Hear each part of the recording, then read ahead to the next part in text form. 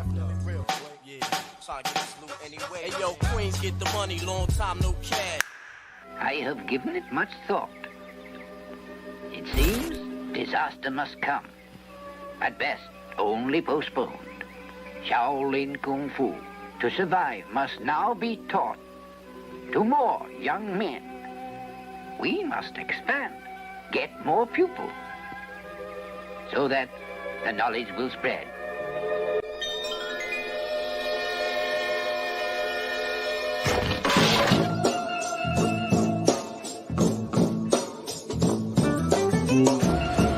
R.J. Barrett ahead. Here's Obi Toppin. Look out!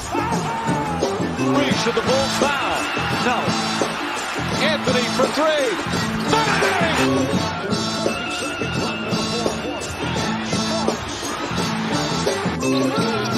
Finds Barrett. Get a shot up. This is for the win.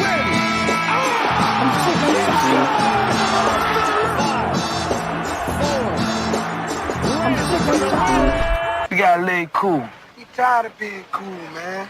Every time we turn around, you telling us to be cool. Shit, man, we tired. The same thing, be cool.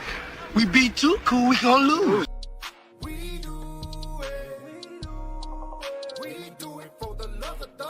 Yo, it's your boy Hard Will, back at you with another episode of For the Love of the Game with my bro you already know from the 4-0 Worldwide L, aka the Chef Mayberry.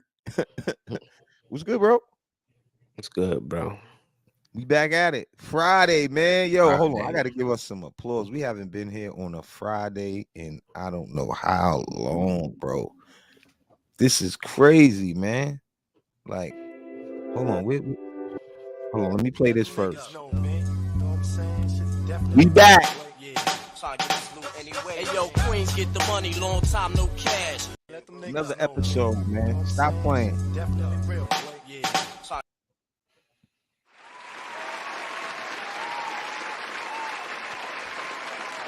What's good to the chat, everybody, wherever you at?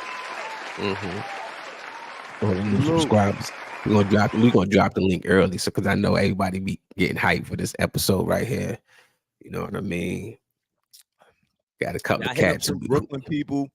Mhm. Hit up some Bronx people. Let's see what happens. Mhm. It's Friday, you know. Mhm.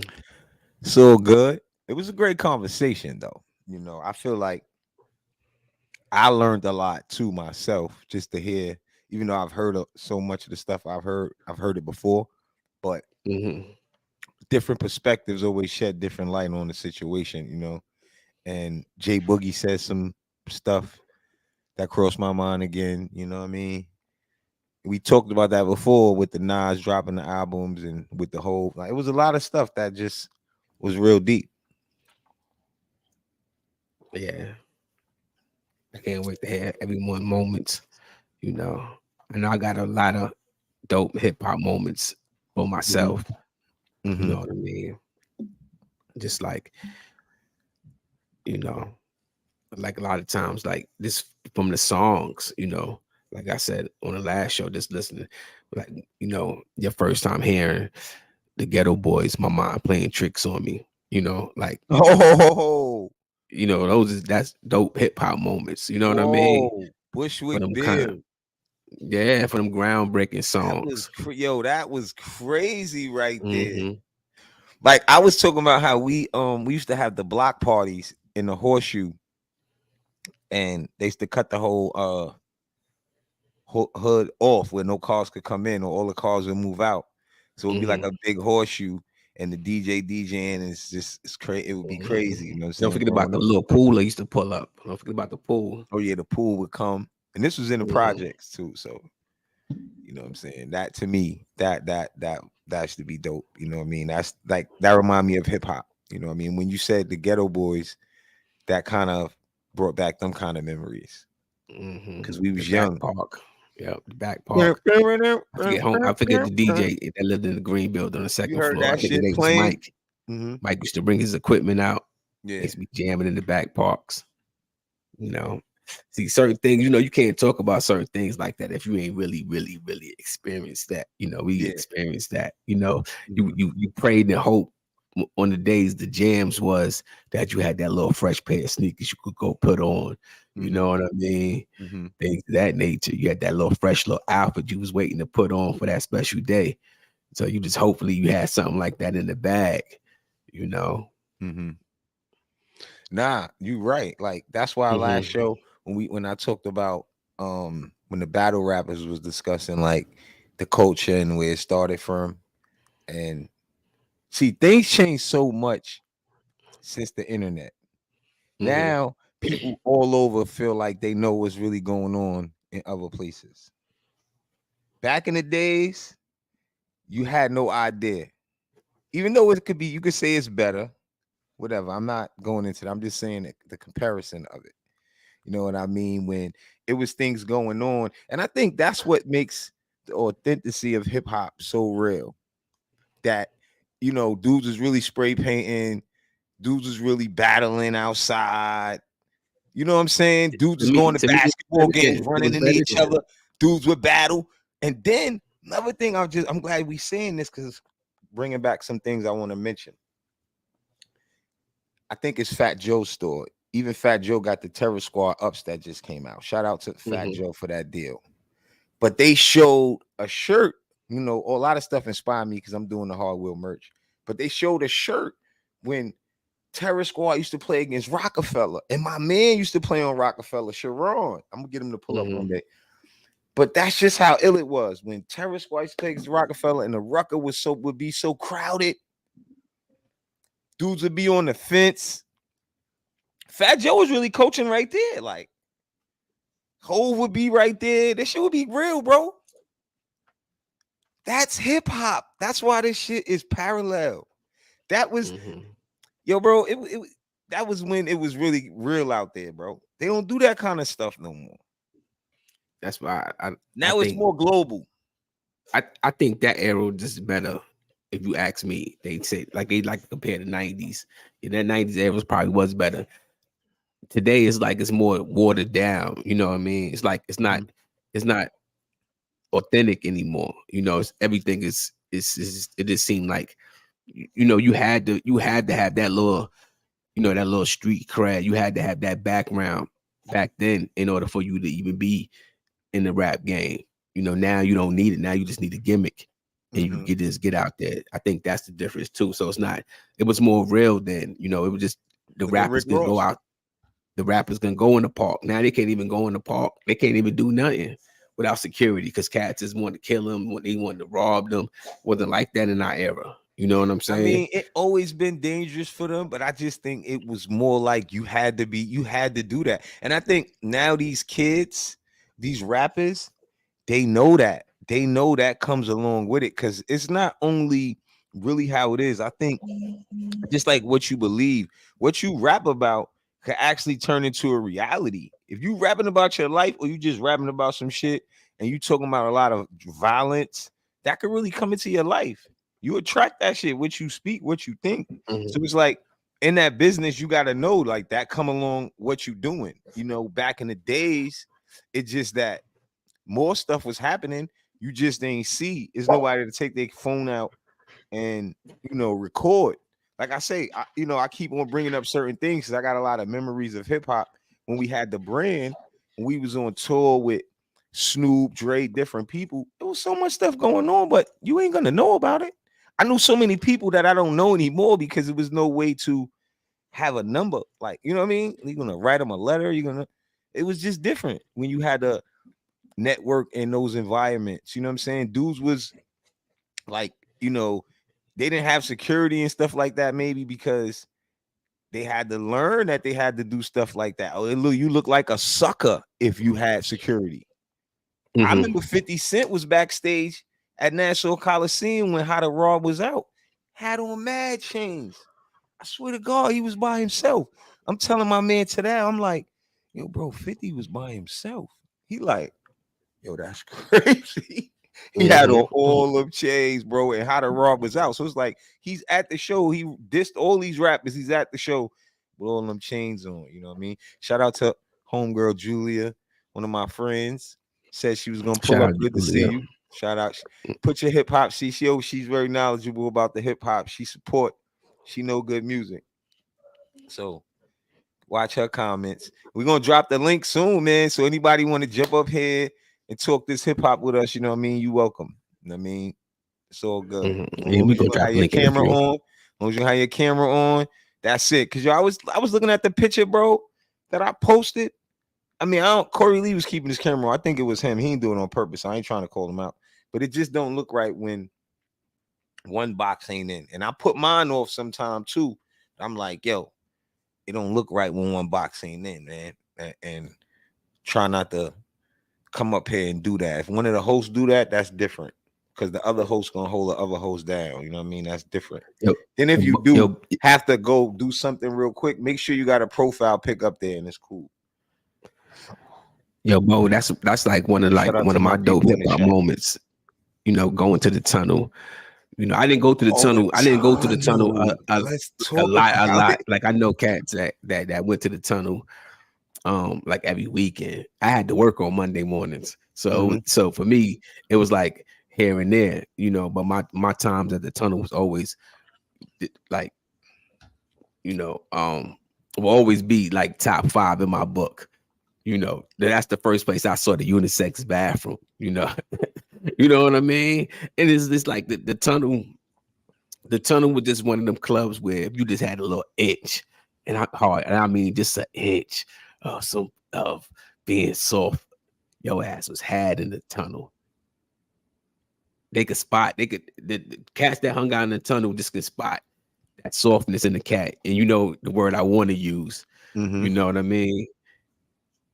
And I don't care if it was rappers. We saw rappers get their chain snatched in there. We saw it all. We saw it all in the tunnel. You had to be there in order for you to know that, to experience that experience. And that was you talking back. And I did the tunnel. And allegedly, somebody from our hood got the tunnel shut down. I think I'm saying allegedly. I don't know nothing about that. I don't know nothing. Oh, you ain't hear that? Oh, I don't know nothing. I said allegedly though, so I don't know nothing. I think about I remember if I can't remember correctly. I don't know nothing about that. But never the heard of tunnel got like open and closed a few times though. But yeah, man, that shit was like tunnel was so ill. They shot Belly in there. Like I said, that was Hype Williams. You know what I'm saying? He know where to go and shoot that movie. That was one of the illest clubs at the time. You know, a lot of rappers didn't want to go there. You know, when Rest you in peace, Big Cap too, by the way. Oh, Big Cap was the main tunnel. Always made sure he represented Rockaway at the tunnel each and that. You know, that's the crazy part is like those. Like, in order for you, this is the thing. I was about to say that. You go to the tunnel, you know, like cats from Far Rockaway had their own wall. So like when you went into the tunnel, you knew Rockaway was going to be on that wall, no matter who it was, whether it was from Edgemere, Bradford, and they was going to stick together too. They were just going to be on that wall. You knew that Rockaway was going to be on that wall. Everybody moving around, but you knew Rockaway was going to be on that wall, and you just knew that that's where Rockaway was going to be at. And then you kind of just made your way to through the tunnel at that time. See, that was at the time. See, when we was going to the tunnel, that was at the time where Moet bottles was $100. Now, shit, probably a Moet bottle probably like cost you like 2 racks in the damn tunnel now. I mean, in the club now, just to hold it as a weapon. Yeah. Facts. You sip on that shit slow. Sip on that shit fast. When it start popping, that's gonna be your weapon, bro. Yeah, sip on that shit slow. Sip on that shit slow. Make that shit last the whole night. They could be like, yo, you hugging the bottle. Goddamn right I am. $400, I am. That's what it was. That's when, you know, what made you think of that was, I think, because you was comparing the eras and how you had to be. And I think that's a good example. Like I said too, things was going on, so much stuff was going on. It just was nobody being able to record it like that. You know what I'm saying? It was a lot going on. To me, it was just as more the same. It was more the same. You can't say it was no, you know what I'm saying? Now, the only difference really, like, I ain't gonna say we wasn't really chopping each other down as much the same, because when you look back at some of the murder rates, right? back when it's more. It is. It's back more. then. Back then. Yeah. Or now. You look. It's more back then, bro. I Yeah. just was talking about this with somebody when people was researching, and I'm not saying that I'm not promoting it because I don't think none of the violence, like how they kids be killing each other, is good. Don't get me wrong, I'm an OG, but I'm just saying in those times it was just no internet for you to go and see everything that you see. But when you do the research and see the body counts, it's not sweet.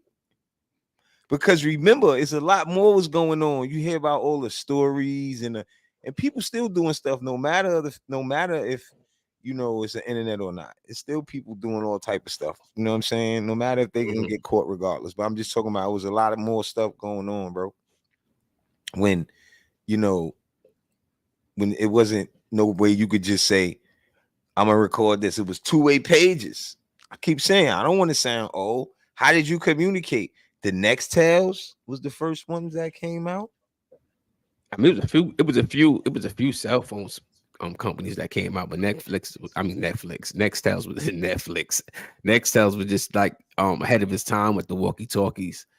But and they like, was first with the phones, I think. Nah, they wasn't first with the phones. Those are just what it was. Who was the the first thing with phone the you next. had? Oh man, the first one I had was an AT&T flip phone.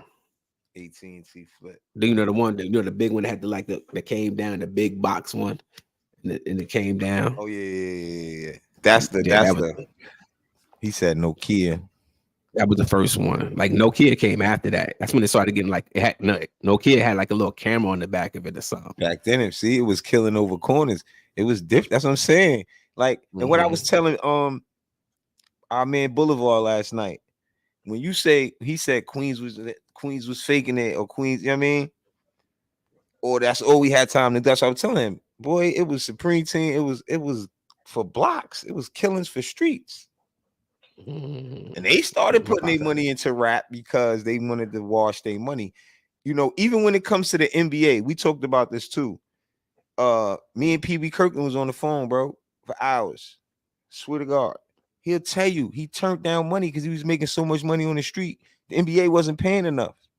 He like, yo, man, type of money they was talking about.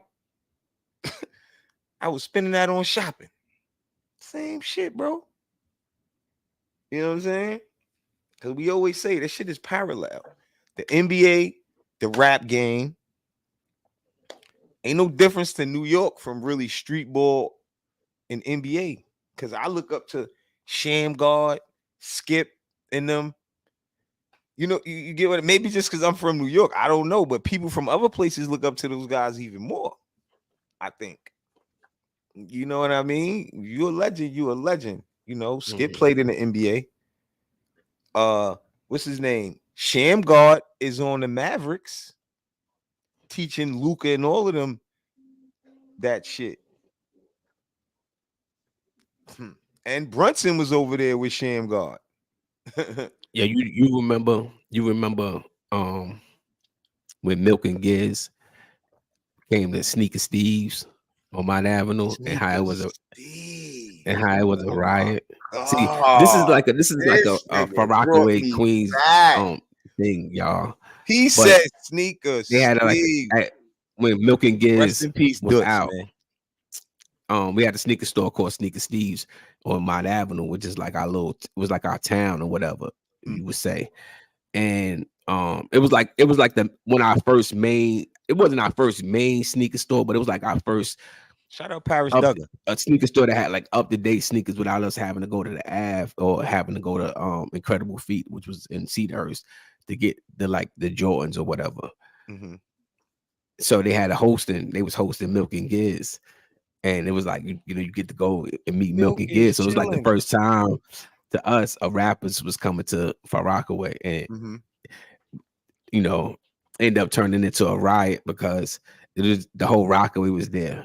So I mean, when you was from Beach First Street to the Hundreds, the whole Rockaway was there to see Milk and Giz. It was like the first rappers coming to that was popular coming to Far Rockaway, and it ended up turning into a riot. But you had to be there to understand how that moment, that hip hop moment felt when everybody was hanging on the side of the gates and the fences.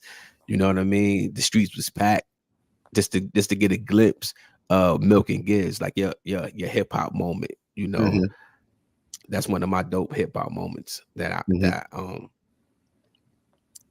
one of the reasons why I love hip hop. Because you don't get a chance to. I mean, I know rock and roll and all them other ones, they have fans like that, but that to us, it was a big thing because we from a small town called Far Rockaway. So that was a dope moment. Do you remember that moment? You remember when Milk and Giz came? I don't really remember that moment, but you know, the sneaker store and those guys, that bring back a lot of memory. What came to my mind was Fleetport. When you said Sneaker Steve's, because Fleetport was another spot that we had back in the days when we could go to Five Towns and shop, kind of like it was like our little. It was like a flea market. What they call in Cali the swap meet. Yeah, it was like our swap meet. You know what I'm saying? Yeah. But I'm just saying that stuff. If you remember, if you from back in the days, you know what I'm talking about. You know what I'm saying? And that was to be, you know. I mean, look hard. The eras from today's hip hop to that hip hop, I think, and we're not knocking today's music because I listen to it as well. You know, I just the eras as far as the realness is gone from the hip hop in my eyes. You know, it was real then. You know, you knew you could relate to the stories that what made Jay-Z is because you knew about them stories. If you was in that, if you lived that life, his stories and your stories matched up. Yeah. What made Nas is because when he said looking out his project window, those who grew up in the projects knew what he was talking about. Facts. It's like when they say pissy staircase and you never grew up in that, you don't get it. Like we had to get in the elevator with our grandmoms and try to stand aside the piss. Dudes ain't grow up like that. And I ain't saying some people didn't. I ain't nothing for me to brag about.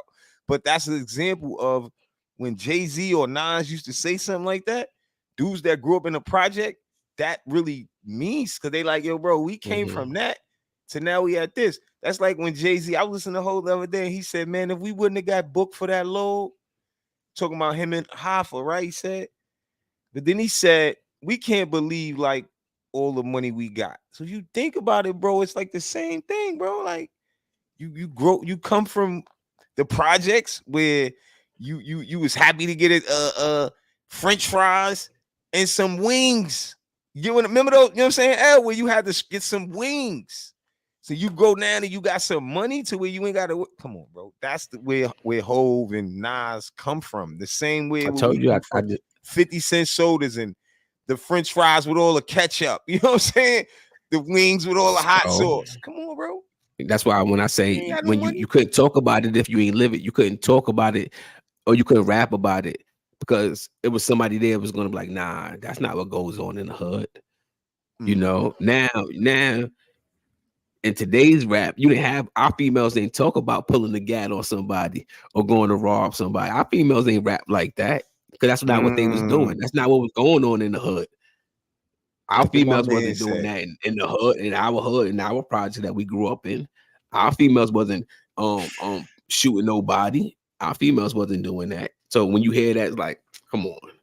Nah, but it was. That's what's selling though. But what takes it away, it was stuff like that going on. Now it's just glorified. Now it's just TV. Now it's just, you know what I mean? It always was stuff going on. When you hear stories now, when you look back and you look at the what is it? The female of whatever, the hustlers, when you look at that BET shit, I watch it on YouTube. It's mad chicks that used to be out here wilding more than dudes. It's just it wasn't like, you know what I mean? Like now where you see everything people do, you know what I'm saying? But when years go by and you look back and you see it was stuff going on. Don't get me wrong. They was spread out. They don't know about really went on too, because it was no way to record and catch the moments or to prove it. You know what I mean? So shout out to Corey Lee in the building, Julian Blum, Bo, Knicks are nice. Allah. Look what Allah just put. And you know, L, I mean to change the subject. You know, put you can leave that, but you see what Allah put is the Walker's grandmother. We lived on 10. My grandmother lived in 10H. When the elevators was out, you know how we know about that shit. Having to walk up the stairs. They wait for a chance and charge it, change nothing rash for likes. They wait for a chance to change. Yeah, we know all about the supermarket. I mean that, but you know, just because you know what make the projects is the love that is inside the projects, because you know at the end of the day you all we got, and that's how the projects is. So if our projects was 6 buildings, so those that grew up in that particular projects, we all have a tight knit and a tight bond with one another. You know, it's not like the other big projects in New York City. Our projects is small, and that's what made our project so powerful, because we always stuck together. Yeah, we had our own little squabbles inside the projects. You know what I mean? But when it came time to venture out, it was our projects. They held tight. We stuck together. And that's what made we stuck together. You know, like you said about the tunnel, together. right? You said that earlier. They took a wall, and now what he was saying, y'all, was these people that stuck together, that chilled on that section of the tunnel, had beef when they went back home. Some of them, let's just be fair about it, they really did, but put their beef aside because they know New York was wild and they had to stick together to survive in them type environments. That's a fact. That's a fact. But that's what made the projects. You know, my love for hip hop, and I got so many moments. You know, it was the first time I heard Devon Stallers when he come on, fellas, can we still do it? And that beat just dropped. It was like one of them dope records that forever a beat. For if you was in that time and that era, you understand what Devon Staller and who he is. You know, he's part of Digging in the Crates.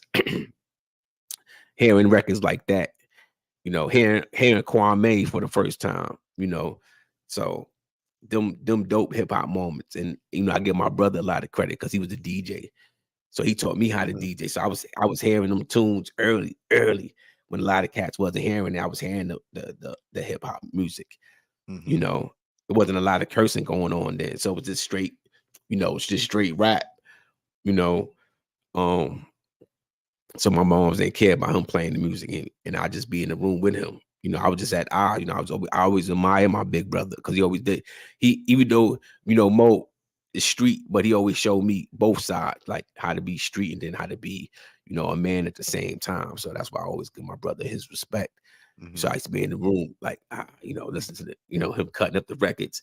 And then when it came time for me to get my stuff, you remember I had all that equipment, you know, and it was just the moments, you know, getting up in the morning time, turning on the music early in the morning before we go to school. You know, those is my hip hop moments. That's the moments that will always resonate to me for my love for hip hop the way it is today.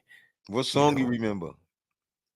What song do I remember? So many songs. Like this right now that just come to mind first. Let's just say, even though you named mine playing tricks on me, like when you said you used to remember waking up to music to go to school, because whatever song you can remember has like to Pete be Rock a good, and CL Smooth. It has to be a good song. Pete Rock and CL Smooth, the Soul Creator. Which song?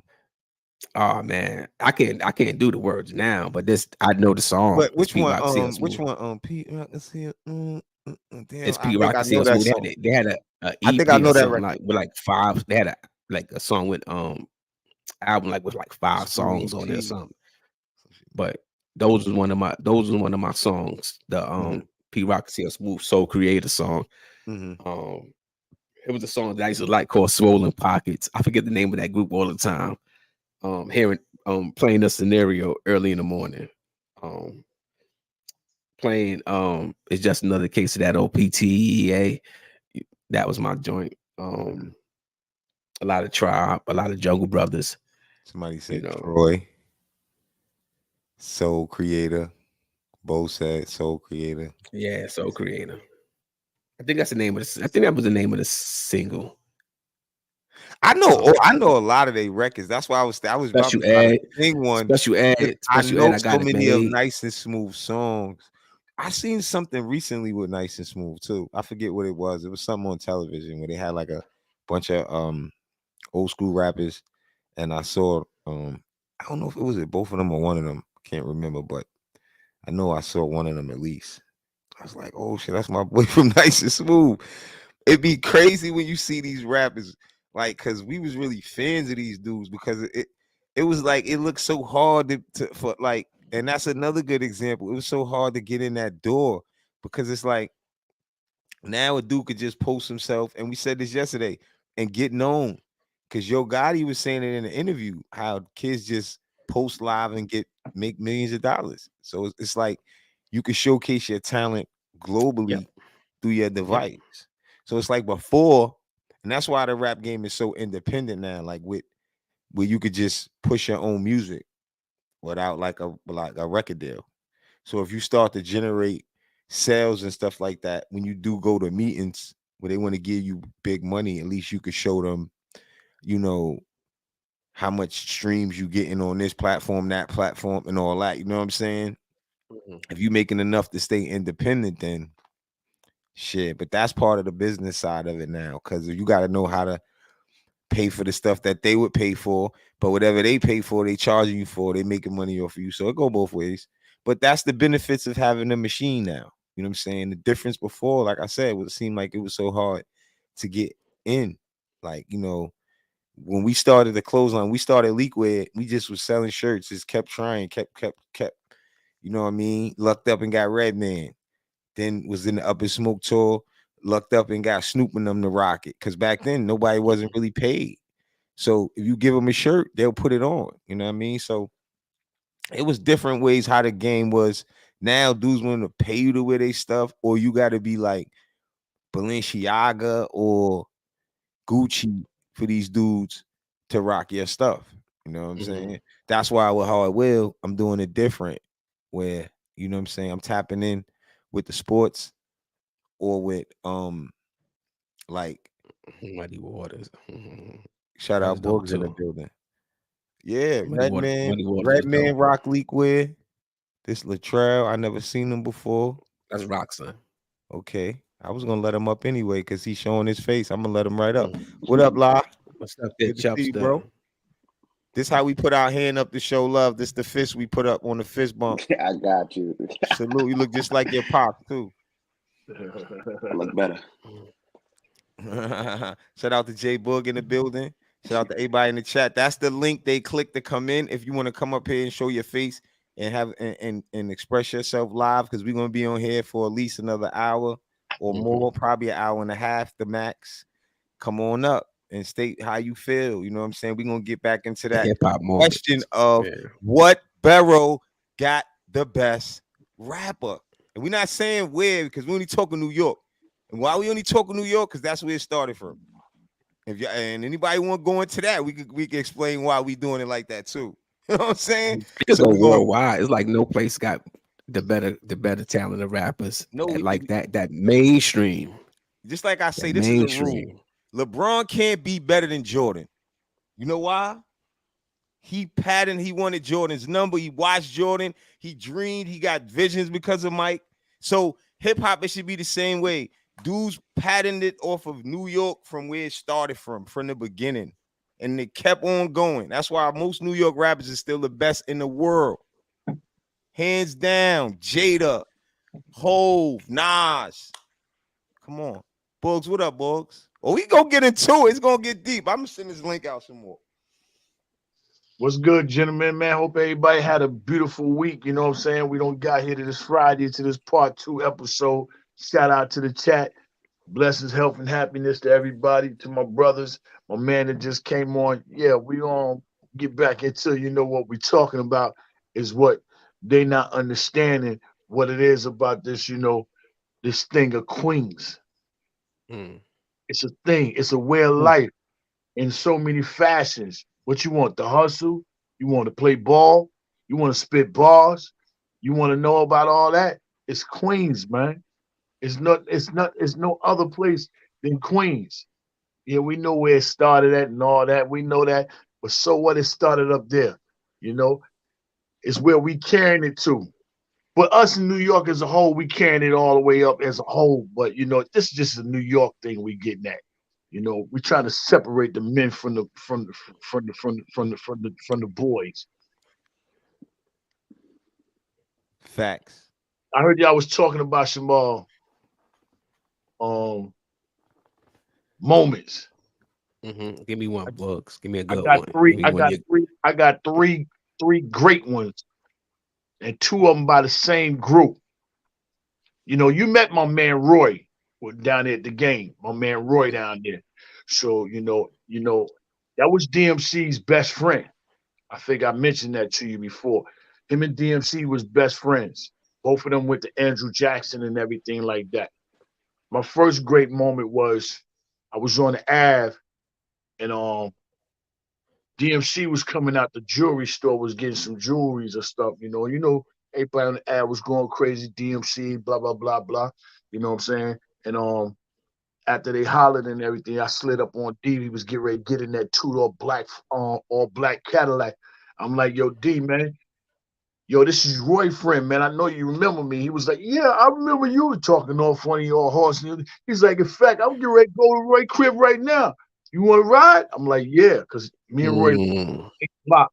So that was a highlight moment for me in my life as far as hip hop. I rode in the car with DMC back to the neighborhood, and we went to Roy crib and everything. That was a highlight hip hop moment of my life. My second one was in the naval base. You know, y'all know about the naval base. You know, the gym used to be in the naval base, and we was in there balling on a Saturday morning, and I had the second next, and while the games was coming to an end, you know, ain't but five, 6 people on the sideline. So I'm just trying to figure out who I'm gonna pick because two of them I don't know, and one of them I ain't even look at him really like he was a ball player, but he was sitting down up under the rim, you know what I'm saying, all bent up like, you know, he can't even ball, you know, like nobody knew. I'm like, oh shit, that's Joe. That's Run. Run, you want some Run? You want your name? Come on, rock with us. He was like, yeah.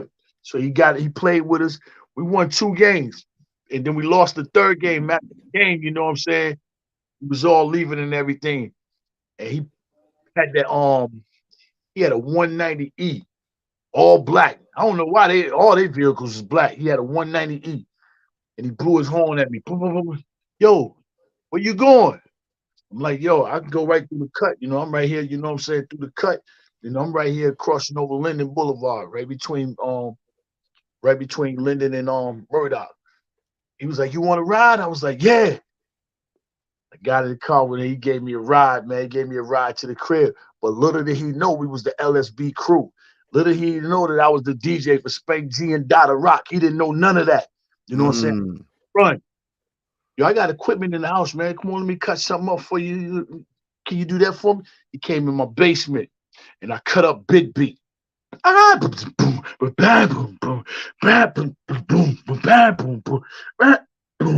tearing it up.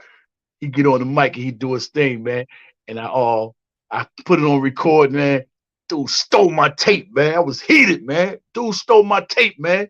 You know what I'm saying? On the ad one day, man, I was playing it, man. Stole my tape, man. I was heated, man.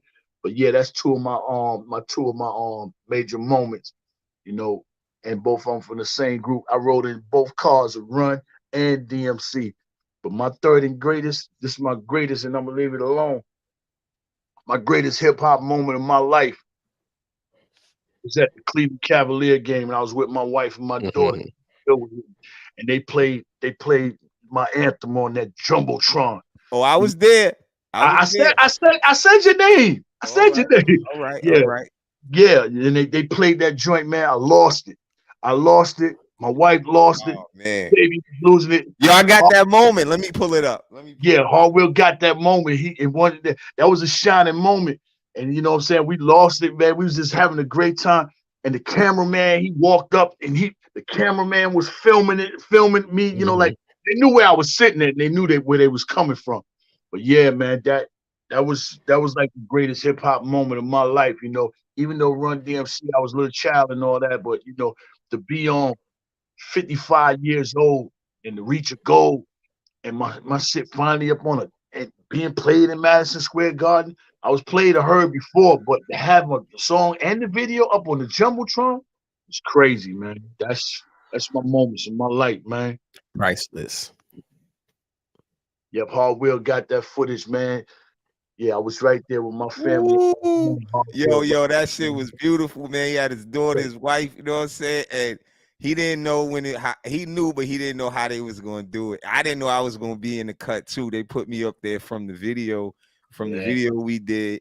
And when we was at not nothing but Nick's, the other dude's joint. The other dudes got a joint we went to, and it was CP and them joint, matter of fact. And we shot some of the video walking up the stairs and walking in front, and they took some of that shot and they threw us on the thing. In the video clip, the fans was going crazy, and they knew that was Bug because they started turning around looking at us. The man came with the camera and stood right there. It was a big moment, man. Yo, L, you got me up there twice, bro. I verify that moment for Bug, and that would be my number one right there for you, Bug. That shit was a moment for me just to see it and witness it, and then work with you before with other projects, and then see that come to fruition for you. Man, that was priceless, bro. I'm gonna pull that video up before we get off, and I'm gonna let the people see that, man. That shit was crazy. And then I didn't even send it to you for a long time, right? Because it was in the business phone. And just like I got mad footage of yours in the other phone. Hey, he got footage. He got footage, L. He got footage. See, he still got footage I ain't got. Yo, we gotta let Latrell speak. Yo, Trell, we talk all day, bro. We OG, so we gotta show the young blood some love. What's good, Trell, man? We love your patience, brother. You mind me your pops, man. And Chubster, you from the new generation, right? So, and I know your pops play some of the old stuff. For somebody that's in the middle of the new and the old, give me your point of how you think hip hop is from what you known it to be hanging around your pops and to what you listen to right now. What you think is the best? Good question, Al. It's a difference, like you said, being with my pops and then being like a young kid living in this generation. It is 100% a difference in the way music is played and how it sounds and stuff like that. I feel like back then everything was lyrical, like, you know what I'm saying? Words mattered back then. You get what I'm saying? Nowadays, I don't feel like words matter as much as they used to. So like I know I could go through 5 tracks right now that people listening to, the lyrics are trash, but the beat is fire, so everybody's just jamming to it. You get what I'm saying? So the music don't, like, I think one of you guys said something earlier, the music is not meaningful anymore. Back then, I feel like the music had purpose. Nowadays, a lot of the music is just music. Like, people is just listening just to listen. Facts. We said that on the last show, Al. Mm-hmm. But you know what though, Chubster? You know what? That's the irony of hip hop. That's what makes hip hop. Because it really ain't no rules in hip hop. You see what I'm saying? Whether we agree with it or we don't agree with it, you know, it gives the whole thing about hip hop and rap is giving people a way to express themselves. So that's why some may not get it, some may get it, some may love it, some may hate it. But that's the love of hip hop. I can tell you right now, I don't listen to a lot of the. You know what I was gonna say? I mean, I don't either. But I listen to the new guys. I listen to Drake's and depending on who. Hold on, let me stop. Yeah, it depending on how they rap. You know what I mean? Like what's the other guy? Man, he out here from Atlanta. He just opened up. It's so many of them Lil Baby, yeah. So I listen to Lil Baby. Yo, the key is what you asked him, bro. Mm-hmm. And that's why I said it was a good question. And he's giving it from listening to more old school music than probably another young kid would, because his pops. That's why you asked him like 100%. That. And 100%. He's giving you his opinion of it because how he explained it is perfect.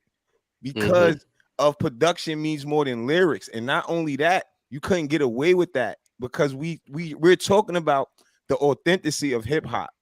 His example and his answer was perfect because now it's not authentic anymore. If you could just say anything on a beat, that's not authentic.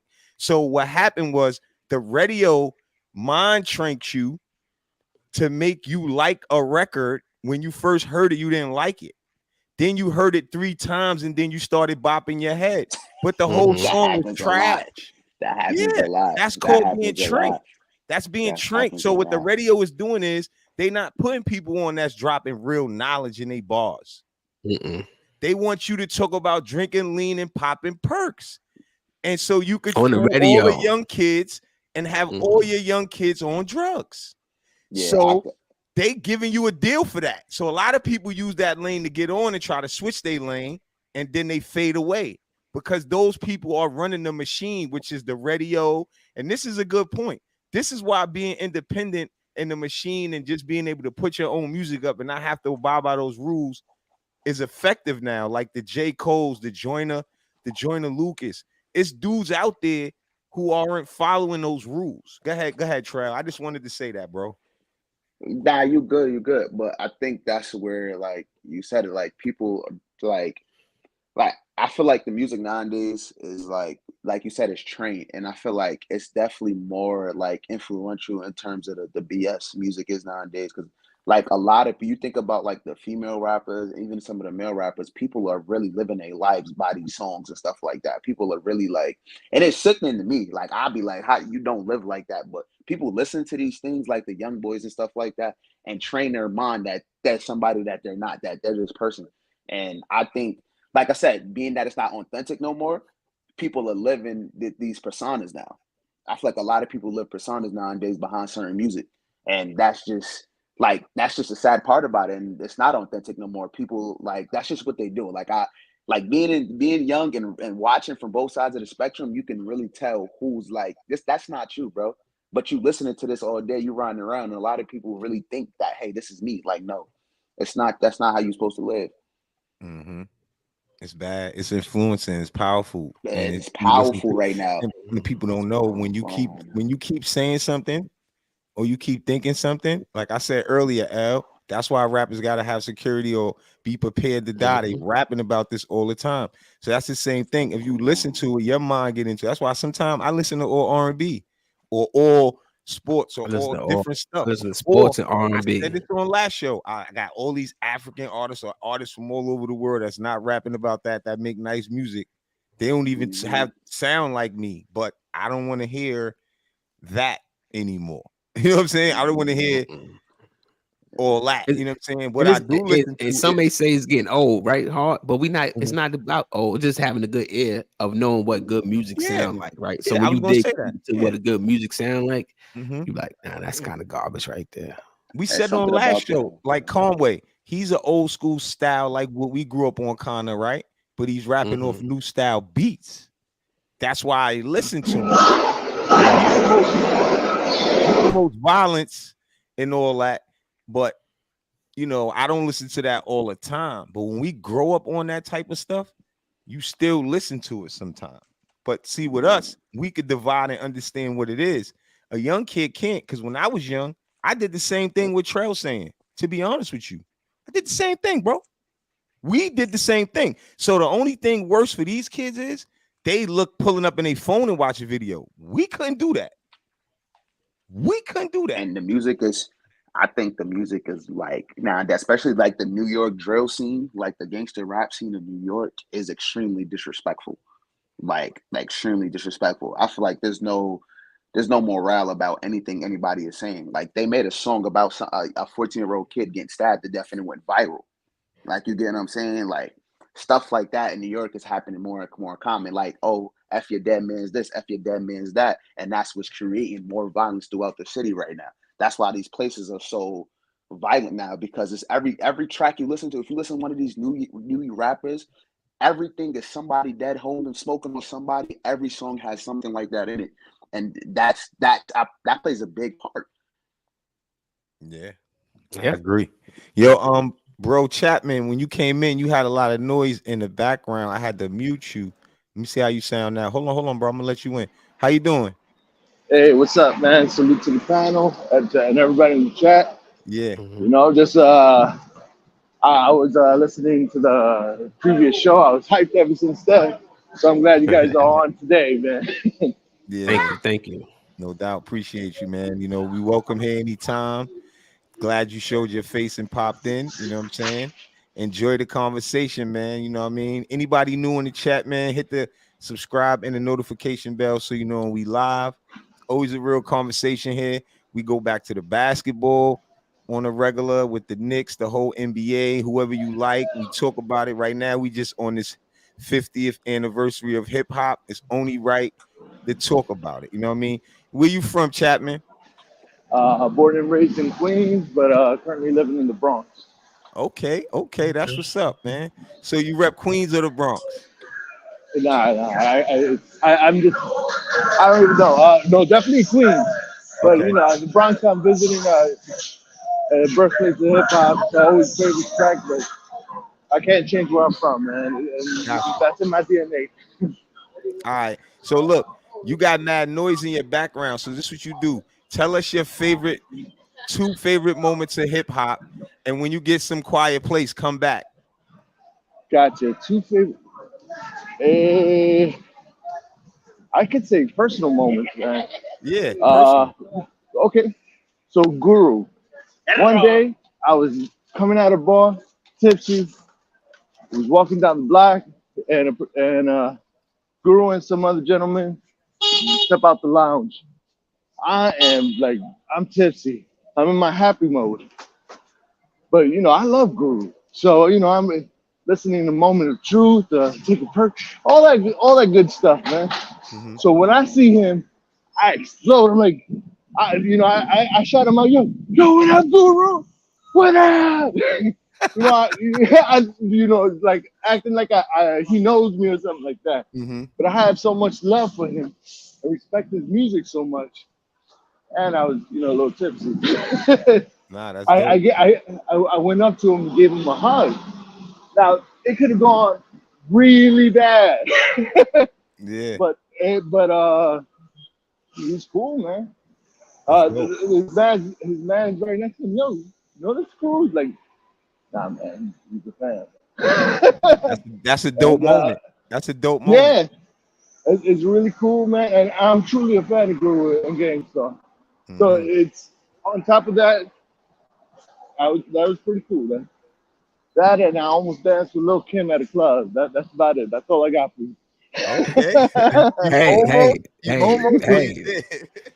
Yeah, I know. It's like I didn't take my shot, man. It just like that. The club was dead, and I didn't even know she was out there until the DJ shouted her out. But mm-hmm. I'm like, it was so dead, man. I'm like, damn, man. And then Lil' Kim's the only one doing a little two-step, moving it. I'm like, damn, man. But she had some fishnets. Had some. They probably would have tried to jump you, bro.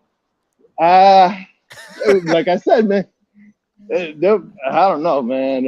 But I still should have taken my shot. Junior Mafia was in the building.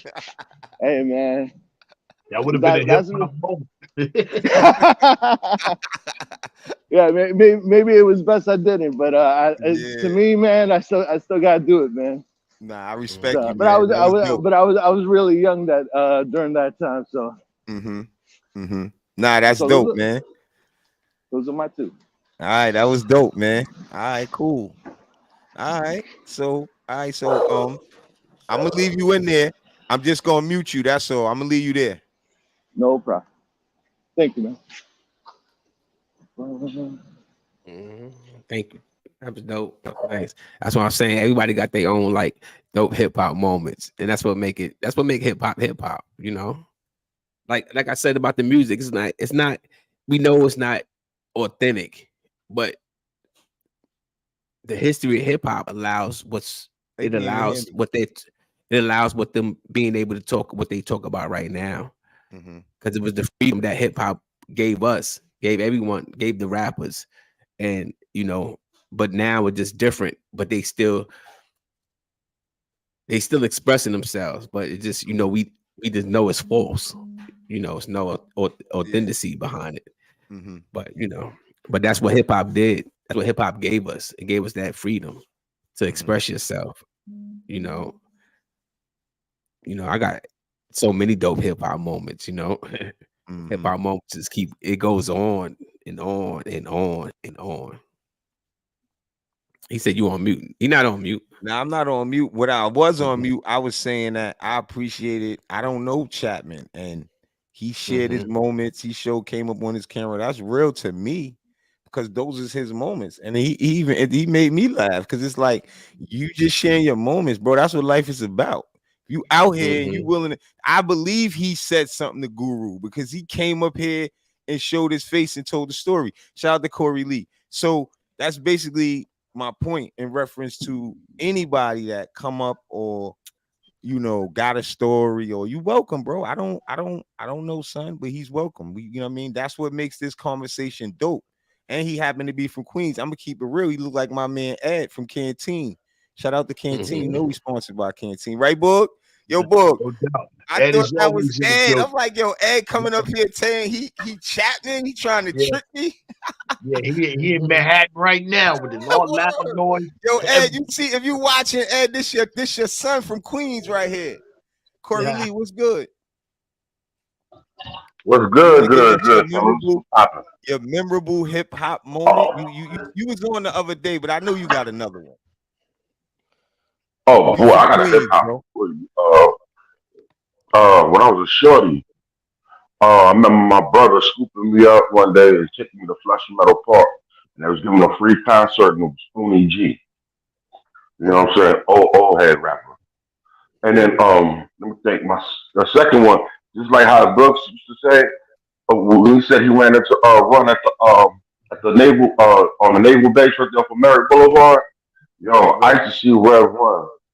I see Rev Run all the time. Him and his son hooping that PS 135. When he moved from Hollis, he moved to Queens Village, right off of Hillside Avenue, and these houses like right behind what they call Smurf. You know what I'm saying?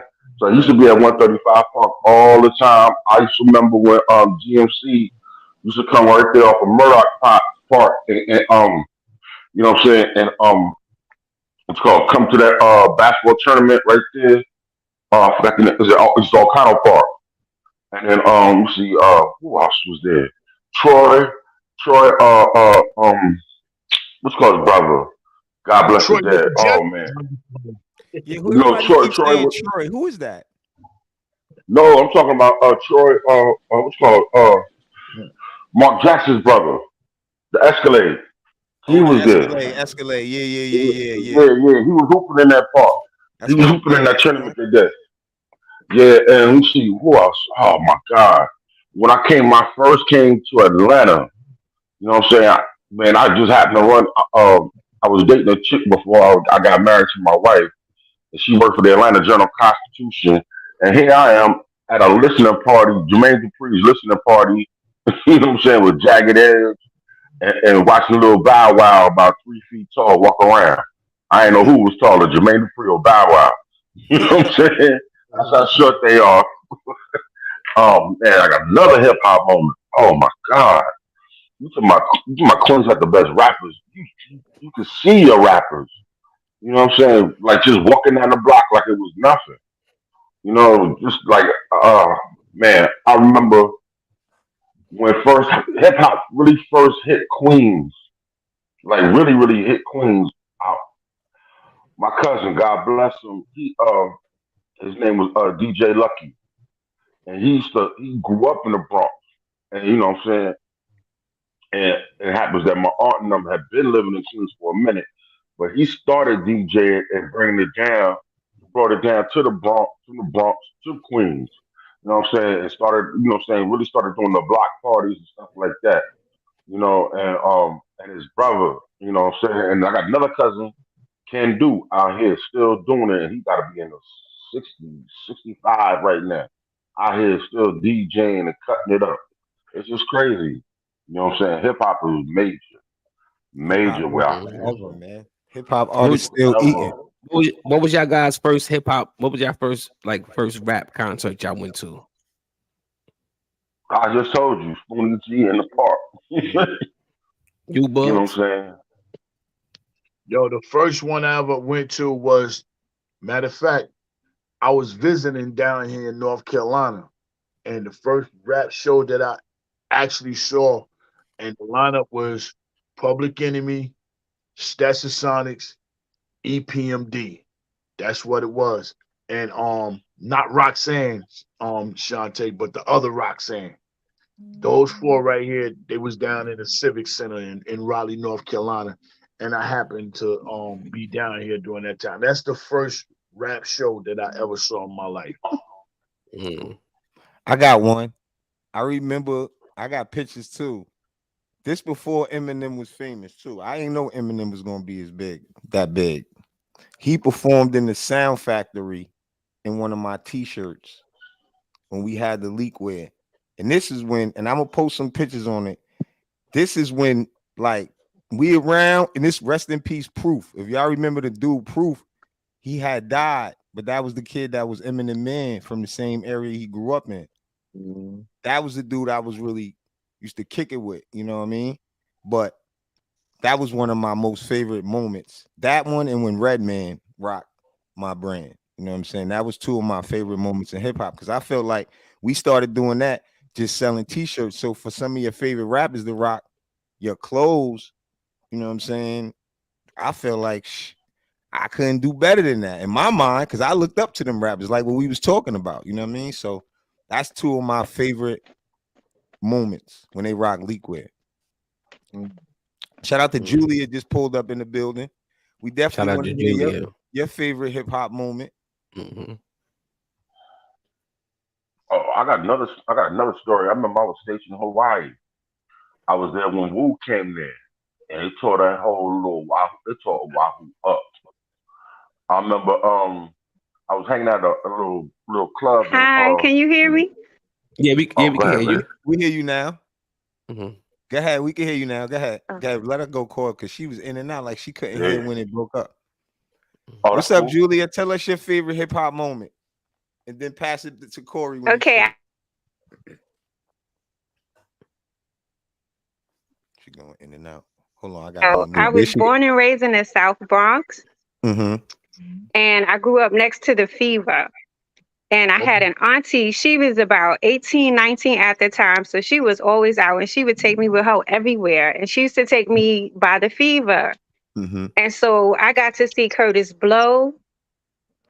I got to see LL. I got to see Africa Bambaataa.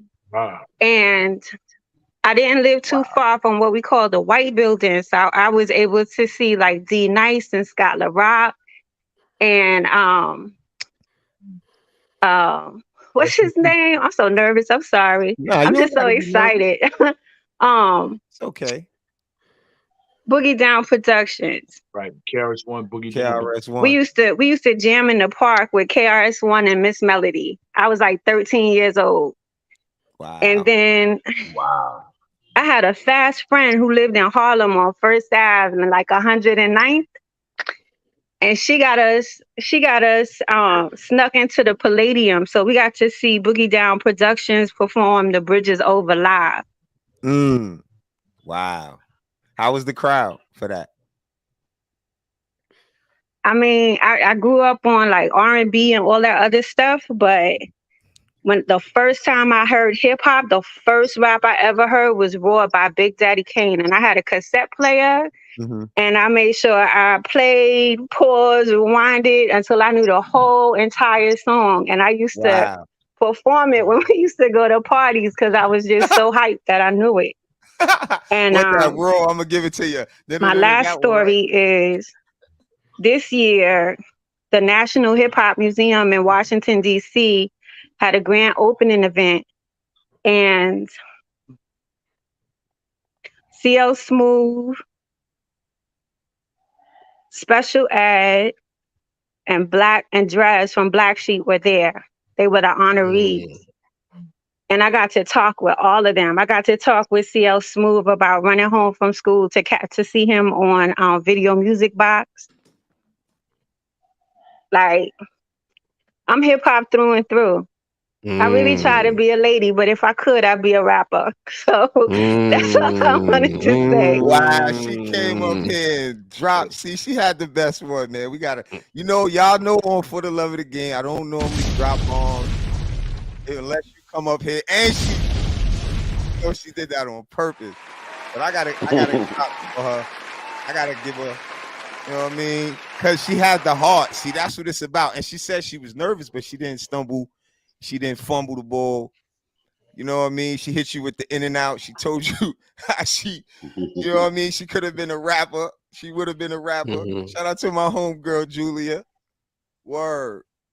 You know, that's love. Shout out to Ron in the building. That's good, real. Ron? That's real big for her because it's not a lot of people that can say that they seen Scott LaRock. You know what I'm saying? For her to say, you know, she seen Scott LaRock, may he rest in peace.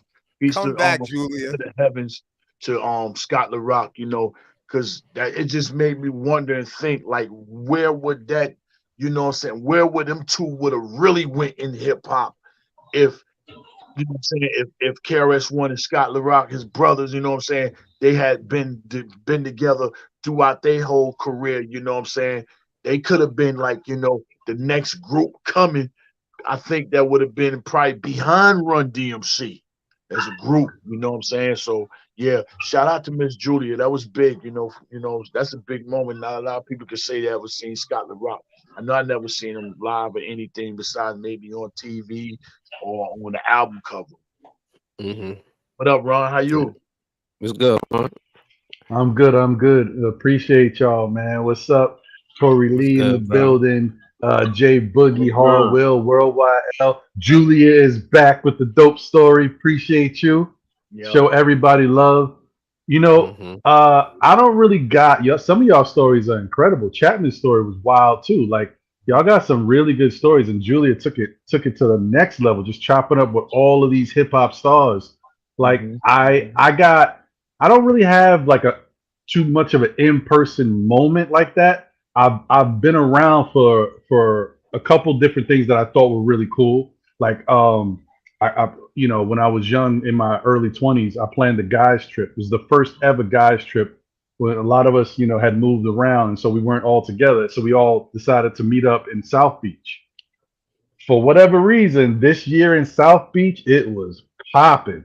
Like that song with Faith Evans and Carl Thomas was out. 112 had that joint that was lighting up the clubs, and we was on South Beach this time. And for whatever reason, this was the year that everybody was in South Beach. All the rappers, it was staying everywhere we went. All the rappers was there. It was just a crazy time. So that was pretty cool. Like I said, it wasn't really in person. I didn't really get to talk or chop it up with nobody. But then I got one more moment was I was just fortunate enough to go to, you know, the best rapper in the games concert. That's right, Jay-Z from Brooklyn. So yeah, I went to. I know I see y'all. Let's go. I went to a Jay-Z concert. It just so happens I went to the Infamous concert when him and Nas squashed the beef. So Nas came out. It was Jay-Z and too, friends. Mm-hmm. Yeah, that concert was phenomenal, bro. Ron, you want to know something? I had the heads up. That was going down, right? So I could. Really? I could tell you. Yeah, this is one of my dope hip hop moments that I got a chance to meet and hang out with Nas himself, right? So my son's uncle is Nas' right hand man, Lord from Queensbridge.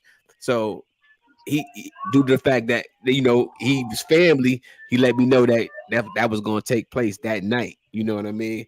So my time of hanging out with Nas, we had took LJ to Florida. So he had to be about, I think LJ was about like 7. We went down to Disney, took him down to Disney. So we drove from Disney to Atlanta, and at that time everybody was starting to migrate down to Atlanta. So their uncle was here, my cousin JB was here, my brother Steve was here. So it was a couple of people that was here. So we drove up. I got the chance to hang out. It was dope to meet the God himself, the greatest MC that ever touched the mic. It was dope, Ron. And I had the heads up that him and Jay-Z was gonna be. Yep. So we knew my man Corey, and my man Lottie went to that concert at that was in Jersey that night. Wasn't it in Jersey? Yeah, it was at East Rutherford, New Jersey. When he it was that giant the Meadowlands or whatever. It was just the wildest thing. It was just the whole concert was dope. You know, obviously any concert where you bring out friends, you know, Jay-Z loves to bring out everybody. He brought out he brought out everybody, right? And then when he hit Dead Presidents, he did his part, and then he brought out Nas. I was losing it, bro. But So that's pretty much it, man. I got some other moments, but not really hip hop. And then I got two regrettable moments, and this happened on back-to-back weekends. If you can believe me, it is what it is. When I was young, we had a store, and the store probably they had other stores in Queens. It was called Sports Lane, right? They had Active Warehouse. They had this other store called Transit. Anyway, I happen to know the owners of the store, or whatever. We were real cool, and we lived in the same neighborhood. We grew up in the same spot. One weekend, apparently Mike Tyson was in there for like an hour, right? And I was just in there, and I had just left, right? And I'm only bringing it up because Mike Tyson was there this weekend, and then the next weekend, same type of thing, like 40 minutes, Jay-Z was there. And once again, I had just passed through, and I missed both these dudes. So those are my two regrettable moments. I'm like, how do I miss both these guys? So I got. Dope. That's dope. Can you hear me? That's dope hip hop moments, Ron. Because you can't make this kind of stuff up. I remember going to hang out. Shout out to my man Bezo. I remember Bezo was having a party, and I think it was uptown someplace. It was someplace quiet, and I remember we went to the party, and it was just at the time was me and LJ Mother at the time, and we go with him and his wife at the time, and we go to his party. Little did I know that him and Capone and Noriega was mad cool. But Capone and Noriega is there, so he goes over there. He dapped them up, and I'm like, dang. I'm like, yo, I'm talking about they just having a full blown conversation. So next thing you know, it's all of us. So I'm hanging out with Capone and Noriega, and it's all of us just sitting there chilling and indulging the whole conversation. But shout out to my man Bezo, that was dope that night too. And I never think I had on my Joe name. I had on Ron. I had on my name of throwback that night too. So I never forget that night. Always y'all are spoiled, man. Y'all Queens heads is spoiled. Y'all around everybody. I can't mess with y'all. So you talk about active. You talk about active at Transit Warehouse. That's where I used to go. Me and my man Art used to go and get our iceberg clothes from those spots. Oh, okay. Yeah. Mm-hmm. Hey, shout out to the chat real quick, man. If y'all can continue on smashing that like button, subscribe to the channel, and share. Please continue on.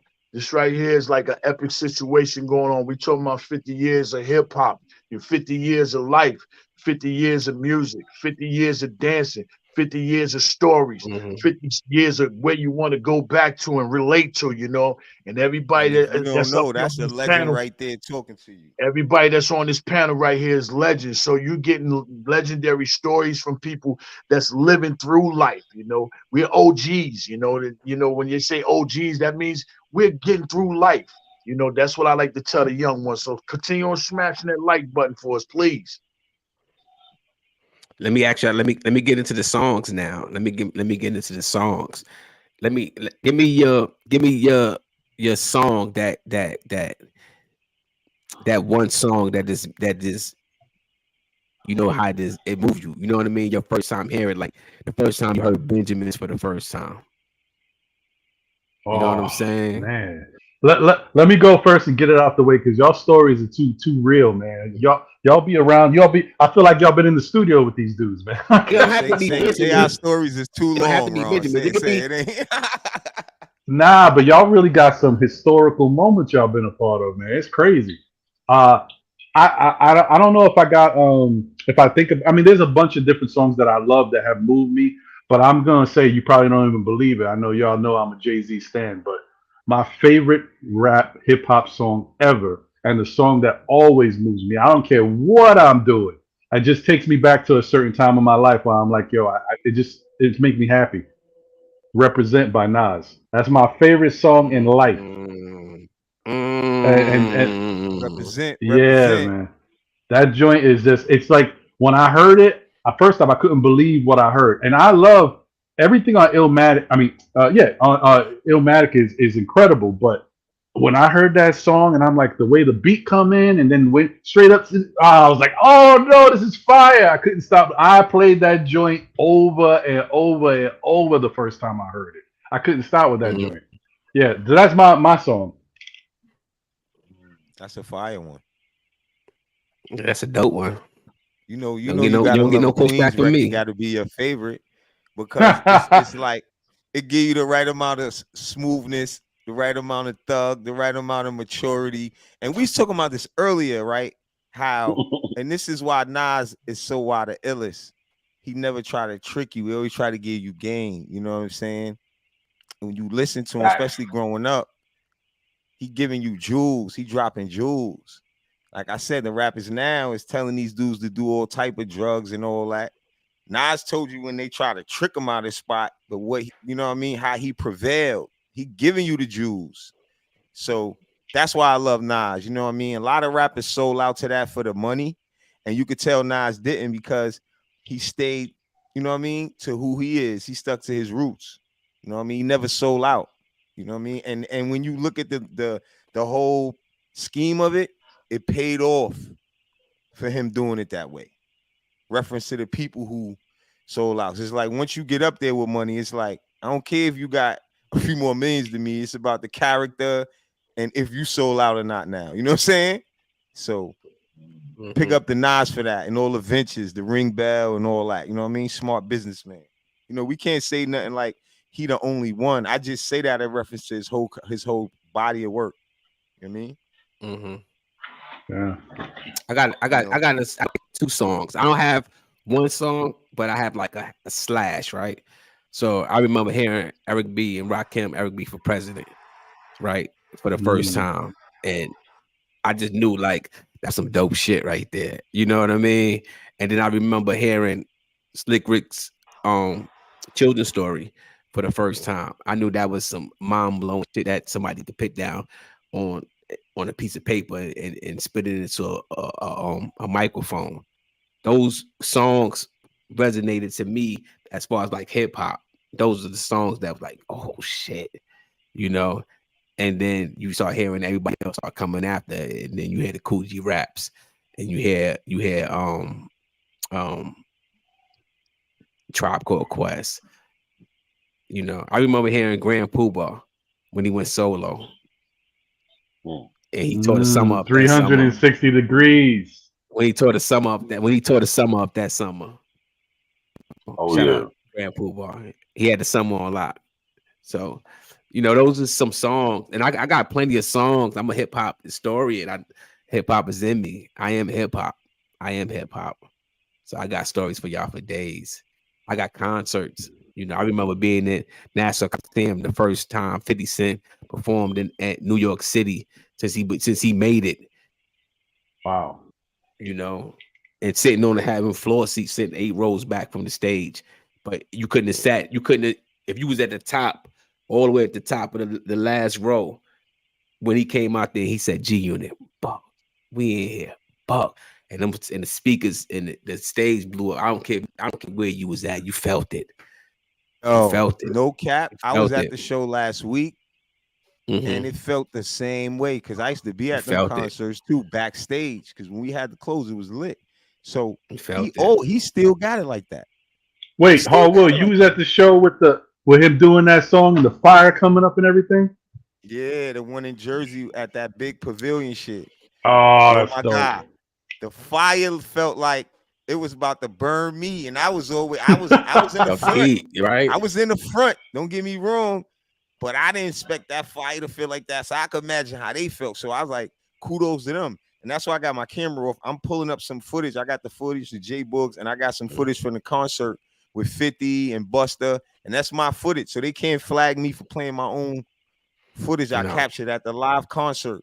So I'm gonna pull that up. We could show that. You know what I'm saying? I got 50 coming out. 50 performed all that shit. What up, blood? You had to be there. That's what I'm saying. You had to be in the building. You can't make these stories up, ladies and gentlemen. You know, I remember being in the building. Shout out to my man Hardy. I will set trip through your hood. I will let it go. I will let it go. Yeah. Book, you went to the one in Charlotte, right? Nah, I didn't go because family, because family situation. And I'm trying to save my money.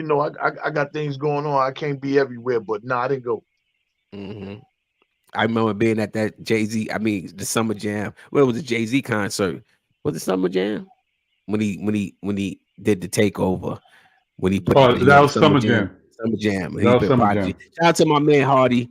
And this is my witness. We was like Hardy had it so good in the tunnel. Big And Hardy, you know Lil how Hardy. look Big Hardy. He had it so You gotta good. say that, God. You gotta say that. He had it so good in the tunnel. Like my man, he always would, throw his cash around. So when that night of the summer jam, he knew what he seen the tunnel bouncers. They was working security. They had us right there in between the stage and that barrier. So I got to see when he brought out Michael Jackson. You know what I mean? He gave my man Hardy a dap. We were standing right there. Like we got a chance to witness the whole thing, and Jay-Z and everybody walking right in front of us. One of the epic nights as far as a concert goes, But when he said, asked Nas, he don't want to hold that whole Nassau Coliseum at that time. Said, nah, Jay, you don't want it with Nas. You can listen to the recordings of that night, and you hear people say, nah, you don't want it with you. That's a shot to you. You know what I mean? That's a shot to you. He don't want it with Nas. That was live footage. That was live that night. But that was all he dropped that day. He didn't go into the rest of that bar. Nah, That he was didn't go. it. He just put Prodigy on the screen that night. And that had everybody like, oh, but it wasn't like no major like how they make it out to be. Everybody like, oh, like how did he get the picture? But that's Jay-Z being Jay-Z. And, Right. and when he said that, we didn't expect the Nas thing, like Mobb Deep was going at Mobb Deep, but no one expected the Nas thing because at that time, Nas was Nas, and everyone knew that. He woke up a sleeping giant. Sometimes you gotta let sleep. You gotta let them dogs lie. Let them sleep. Don't wake them up. At least if you gonna do that, don't come back with no super ugly. But anyway, all right. I don't want to talk about it. Yeah, Well, well, it's a bad memory. I feel like he woke up Nas from that point on, and he hasn't been asleep yet to year to day right now. You know what I mean? He could have done like he doing now. Just don't come back, Just don't come back. It's not me. But when you talk about Nassau, man, I see some new music he about to come out with. Yeah. When you talk about Nassau, man, man, be honest with you, I got like stories for days and days. But when you talk about Nassau, man, I seen Big Daddy Kane on stage taking too much time, and I saw Rakim walk out there with the cane and break it across his leg, and Eric started. Oh, that's when they beef first, like really, really got heated. Damn. And I seen another time Rakim at the Boys and Girl African Fest at the Harlem Fest. It was the African Fest, I think, on at the Boys and Girl High School, and Rakim had shot a line at Kane Den and told him, "You come on stage in front with your gold and your ballies. Tell me when was the last time you ever been to a rally?" Because Kane used to say he was God body, but you never seen him. Never seen him at the parliaments, the rallies, no nothing. You never seen him in ciphers, nothing like that. And when Rakim said that in Brooklyn, and back in them days in the 80s, the 5%ers was like real, real big. You can imagine what the guards was like, yeah, God, yeah, drill him, God, 85%. Man, it was crazy, man. But yeah, man. But when you was talking about the song, that Eric B. and Rakim song, it did a lot for hip hop. When he came on and said, "I came in the door, I said it before, I never let the mic magnetize me no more."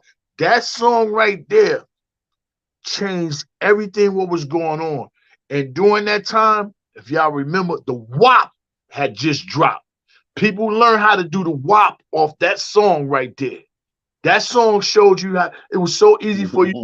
If you ain't even know how to dance, you can learn how to do the WAP off that song right there. But that was still whopping, Bugs. They still whopping. They still whopping. That song right there, it done a lot for hip hop. And I can never forget the Queen's Anthem, man, by Kurt. That Rising to the Top. Man, we used to tear that song all the way up. Tear that. I'll never forget when Dougie came to the encore and heard us tearing that up, ran with it. Next thing you know, he stole it. Yeah, Yeah, at a big party. He stole Rising to the Top and took it straight to the studio. That's a Queens anthem. Anybody outside of Queens that's in the chat, that Keep Rising to the Top belongs to Queens. That's our thing. Keep Rising to the Top. Grandmaster Vic was really like known for cutting and slicing and tearing that song up. You know what I'm saying? With his, his coolie cigarette blowing and everything. Man, that was the thing right there. Anthem. That was our anthem, Rising to the Top, man. You know what's so crazy, Bug? I had my 21st birthday right there at the Q Club. Yeah? Heck yeah. Right there with the app. You old, Corey. The Q Club. Hey, that's cool, yo. You go there and get a bottle of Moet for $1. You know what I'm saying? Damn. Crazy. Yeah, you can't go in there no more and spend $100. Go in the club and try to buy a bottle of champagne now. You spending $500. You know what I'm saying? 1,000. Yeah, 1,000. Imagine back in, just imagine back in like 92, 93. You know what I'm saying? Go in there with $100, you go or $400 or $500, you go in there, you get 2 bottles and walking around like you're the president. Yeah, I remember coming down to Freaknik for the first time in 97. Was it 97? Yeah, 97. 98. It was 98. It wasn't 97. Oh, that was the last good one. I was there. That was the last good one. Right, in 98. All right, I got the footage. That's hip hop moments, though. And I remember coming down here, then you getting the taste of what the South was doing down here. It was dope because they had their own culture.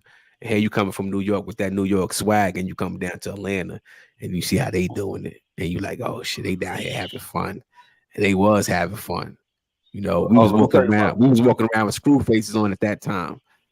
They was down here having fun. But that was. I remember when I first really came here and really hung out down in the A, and they had me off of off of Old National. I swear to God, they had me in a box Chevy, Bankhead bouncing. It was so hard. I'm coming. I was just like, wow. Over there by the 559 where it used to be before it burnt down.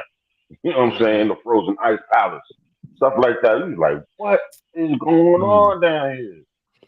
That's hip hop, though. That's hip hop. Freaknik was hip hop. Yeah. Jones Beach, the Greek Fest. That was hip hop. Greek Fest, yep. Oh, I remember one more, not a moment, but when you said the song, I forgot. There was, like I said, there's a bunch. If you really think about it, you can remember when music at that point, throughout the early times that we all grew up. Music was just so different. It don't matter what the music was. Everything was better. 80s music, soft rock, everything was better. Hip hop. I'm not saying hip hop isn't good like later in life, but I'm just saying like those moments, those songs resonated with all of us, and we chilled. Plus, it wasn't so much social media and all this stupid stuff. It was video games, but it wasn't that much. We actually went outside. We was chilling. We was in the park, just listening to music, chopping it up. You know what I mean? It was different. It was a different vibe. But I'm just thinking the other moment that I could really remember as far as a song goes, that kind of it struck and it changed like everything to me, and it also made me look at these dudes differently too, because I thought they were cool, but this made them look like they were like it.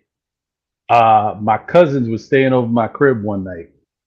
This was for the weekend, and it was Friday night. And back in the day, you chill, whatever, you do what you do, you run outside in the street.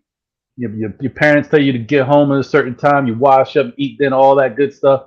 Right. There's nothing else to do. Friday night videos. And Friday night videos came on, and we used to rock to Friday night videos because I didn't have cable. That's what I had. This night, it just so happened to be a premiere, and the premiere was BBD Poison. Let me tell you, when this song came on, I got and all my cousins with me, my 2 boy cousins, my 2 girl cousins. Yo, everybody heard it, and everybody was like, "What is that?" And then as they kept coming in, next thing I know, the girls is dancing.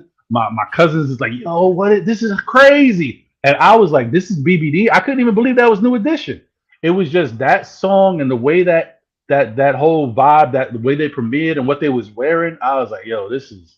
I couldn't believe what I was watching. As a kid, I was young. I was like, man, yo, I didn't even realize the impact that video and that song and what they was doing was gonna have. Because now that's like an anthem for just anywhere you go, they put that Poison on. Once again, another story today. They stole that. Kool G Rap, Poison. Oh. Kool G Rap. Poison. They just stretch it out a little bit, but they just went R&B with it, but Poison was a rap joint first. Yeah, it was Kool G Rap. It was that, a lot of things was rap before R&B, before singing.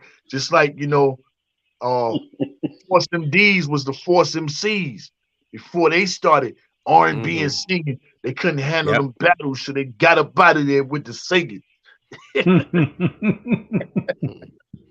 From my hair, I lay all alone. Boy, man. I don't think hip hop. I don't want to see another 50. I want to see another 50 years of hip hop, but I also want to see it broke down. I need 75 years of hip hop to come. I need another 25 years. Yeah. I don't need, because I want to make sure I'll be able to see it. You know what I mean? But I think if they do another 25 years, it'll give some of these guys, these younger guys and younger generation a chance to really okay, I did this, I did that, then let me tell people, things about life or whatever, you know what I'm saying? Instead of just, talking what's going on, you know what I'm saying? The drink, the drugs, the guns, the shootings, the killings, the money, you know what I'm saying? It's more than that. And that's how, once you can talk about other things that's not the normal thing, that's when you're creative. One of the big moments is with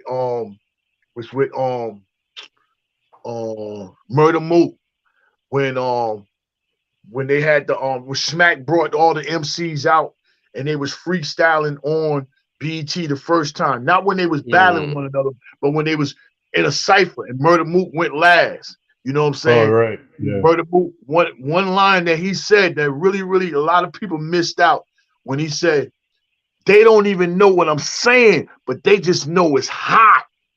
You know what I mean? A lot of people don't be catching what people be saying on this mic. They just know that what they be saying and what they talking about is hot. But you got to hear what's being said. A lot of smart things are being said on this mic, man. And that, like with Jay-Z, like Jay-Z, Nas, I think I can really pretty much stay right there. I'm not going further up with the older guys, Rakim, Kane, and all them guys. You know what I'm saying? I want to stay right there just with them two guys. And in comparison to the young rappers today, compared to them, the guys, Lil Wayne can be doing, but I don't think Lil Wayne and maybe Eminem, but outside of that, maybe J. Cole. But I wonder how many of these younger guys can sound like these guys when they get their age. Can they spit like these guys? That's what I want to know and what I want to be able to see. Can like the little babies when he get 50 years old, you know what I'm saying? When he's probably late 20s, somewhere around there, if 30, can you spit like these guys when you're 50? That's what I would like to know, because these guys, they get better with time. They're getting better with time. And I know Nas is getting better and better, every time, right now. Y'all ready to share some moments? Yeah, go ahead. You want to share some moments? All right, hold on. I'm about to pull it up. Give me a second. Where the moments went. I just had them. Hold on. Coming back. Keep the conversation going. But well, I was just going to say, Jay. Go ahead, Ron. Oh, my bad. I was just going to say, Jay Boogie. That's what I agree with exactly 100% with what you're saying. That's why I respect these dudes. Because, they have their rivalry and everybody, people have picked sides. But you know what? We fortunate to have guys like Jay-Z and Nas who, when they spit, they still spit in something that sounds good, you know, and we can enjoy what they're doing. And that's why actually I really rocked and respected throughout that whole 50-year show at Yankee Stadium when they started bringing people out like Common. Common sounds like Common don't change. Common know how to rock a stage. Right. Like, that's why I was hyped when Common came out. I was hyped with T.I. T.I. rocked the stage, bro. T.I. was dope too. No, T.I. was dope. L said that too. Yeah, L told me that. He had the crowd. He was like, let me find out y'all like y'all know the word. You know, I'm like, they was rocking the T.I. T.I. New York gave T.I. a lot of love, and I think he really, really appreciated that. Because he was out there by himself. But he deserved it if you saying that, L. He probably really Yeah, he was dope. He was, and the only sad part about T.I.'s thing that I wanted to say, it kind of made, I don't know, maybe I feel it's like selfish of me to feel that way. But while he was performing all these joints, I'm like, damn, he's hitting us with everything. There ain't gonna be no verses. I really want to see a verses. Who you want to see? With who? I want to see T.I. versus. I mean, I don't know. I don't know who would be a good competition for him, but I just would like to see T.I. in a versus. Ain't too many. Yeah, his set was dope though, Ron. He did that by himself. I was like, yeah, and he rocked, and it was, you know, he did his thing. Right. Well, I mean, if he would do it with somebody, he need to call up Rick, because what Rick did to what's his name down there in Atlanta? What's his name? 2 Chainz. That was crazy. He needed, you know, he needed to straighten the city out. I like to see Rick Ross, man. All right, y'all. This that moment we was talking about with J Boog. Oh, right. Hold on, let me see if I can make it bigger. Hold on. Oh, now this still want to play. Come on, give me some. Hold on, y'all. Give me a second. Do what you got to do. Man, I got like 20% on this phone. Damn.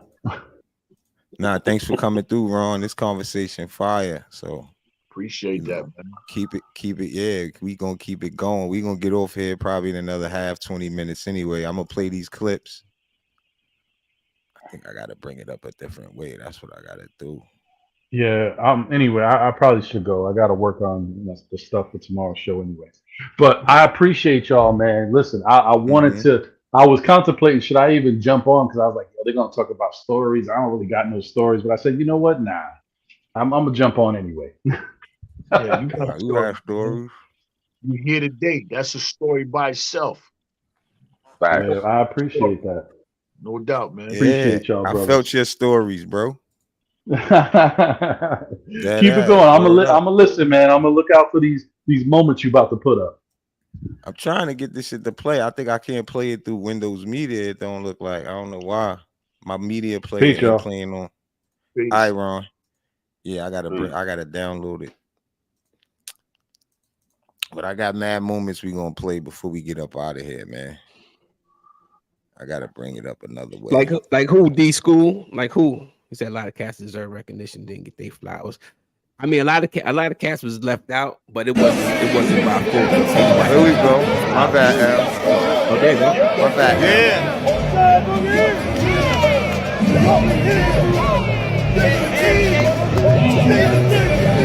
That hard work really paying off, and it's hard now. Woo! Whatever we say, you feeling proud? Oh yeah, boy. Learn how to do this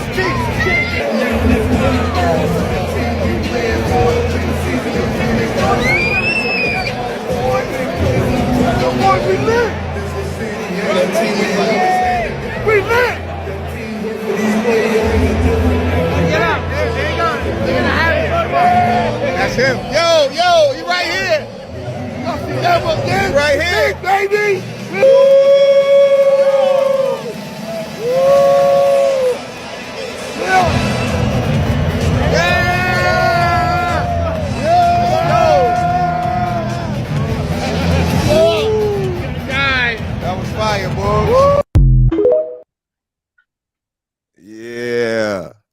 I'm saying? Yo, We got real, some moments. you know, I couldn't have opened up that song with a better bar. That's why all. Got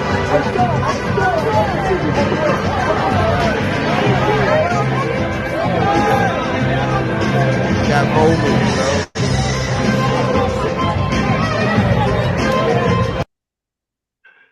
Yeah, that's the homie Jay Wall. Yeah.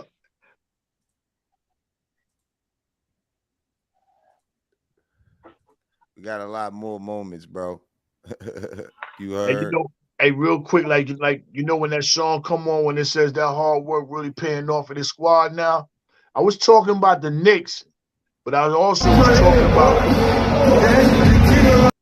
Go ahead, Book. Go ahead. Yeah, I was talking about the Knicks when I said that, but I was also talking about me when I was saying that hard work really paying off. You know, I work hard to get right there, and so did the Knicks. The Knicks work hard to get to that spot too. So that's why I opened it up, that track with that off top, that hard work really paying off. You know, it's a lot of hard work, man. A lot of people doing a lot of. Shout out to everybody in the world that's watching right now for that hard work that you know what I'm saying that you've been doing. And you realizing that it's finally paying off for you. You're reaching your goals and things that you want, you pursuing in life. That's because you never quit or gave up, man, in life. Man, don't never give up and quit about nothing. Just always know you're your own roadblock. Ain't nobody stop you but yourself from anything that you want to do in life, man. Just shout out to anybody that you know hard work is paying off for them, man. Hard will, baby. You got to be willing to go hard, baby. That's the motto. Hard if it ain't no pain, it ain't no gain. You know what I mean? right. If it's getting hard, that means the reward is richer at the end. Yes. And we about to play this clip. Oh. You not.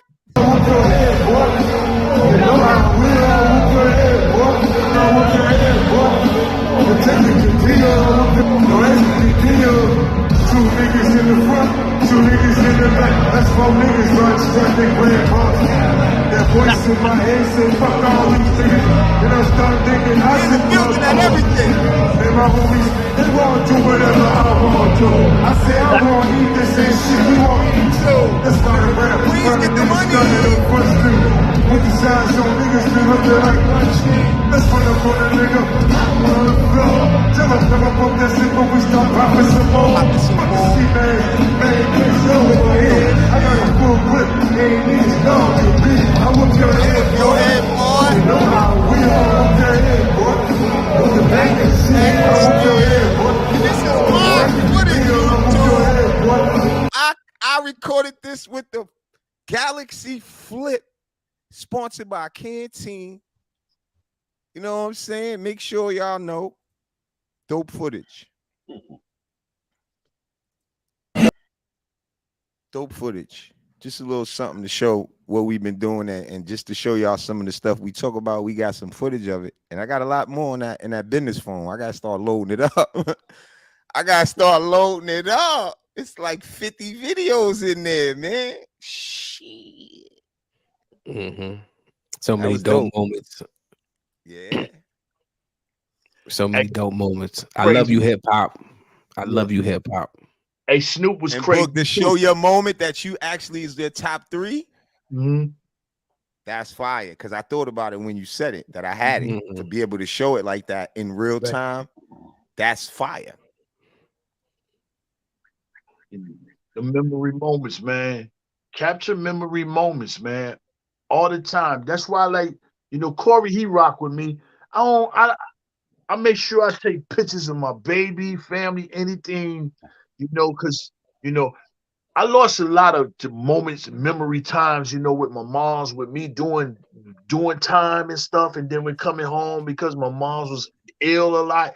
You know, she really didn't want to, like, for me to take pictures and stuff, others and stuff. But knowing I should have been like, man, forget that and catching the moments anyway. Because a lot of times, you know, I can't look back on some things. Some things I can with her, but some things I can't. But you got them phones, man. Yo, use that camera. You ain't got to be texting all the time and tweeting all the time and not take the memory pictures, man. They gonna mean something later on in life, man. And when you get them, back them up on your, you know what I'm saying, on your email. You know, have them. have them all the time, man. Memory moments, like Hardwell just said, man. Because if a lot of us, for real, I know we all have memory moments where we shouldn't even have been here. Facts. But we're here, so we gotta celebrate and appreciate being here and take the memory moments, much as we can to share them, for our generation that's coming behind us. So they could talk about, 50 years of hip hop, 50 years, 50 years of podcasting. Facts. 50 years of podcasting, man. What? Yeah. It's some legendary moments under this podcast wing right here. A lot of footage. Facts. Oh yeah, and we haven't even went back, and L was doing it, going back, getting all the dope footage off all the shows. If we was able to show the moments that we created on this podcast, and I'm gonna start working on that next and put it in shorts and just promote it that way, they'll really get a chance to see what type of content we could create, and we have been. You know what I'm saying? But things happen where we, I mean, my man, congratulations again. My man got married. You know what I'm saying? I was dealing with mad shit. Hit that with bomb, my nephew. Hit that bomb. I gotta hit that bomb. Shots off, bro. I gotta drop. I ain't even really drop a bomb for L for that, right? And he's supposed to definitely get a all that.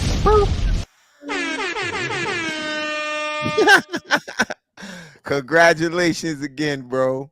Congrats, bro. Thank you. Congrats. You did it, baby. You did it, baby. You know what I mean? You. And you look happy. You look happy. After all the smoke clear, I see you. You look happy. I'm happy for you. But like I was saying, we all have things we got to deal with. And now we back. I was just telling L earlier because I thought we did 3 shows this week, but we did 2. It almost felt like 3 because we haven't been on a Friday in so long.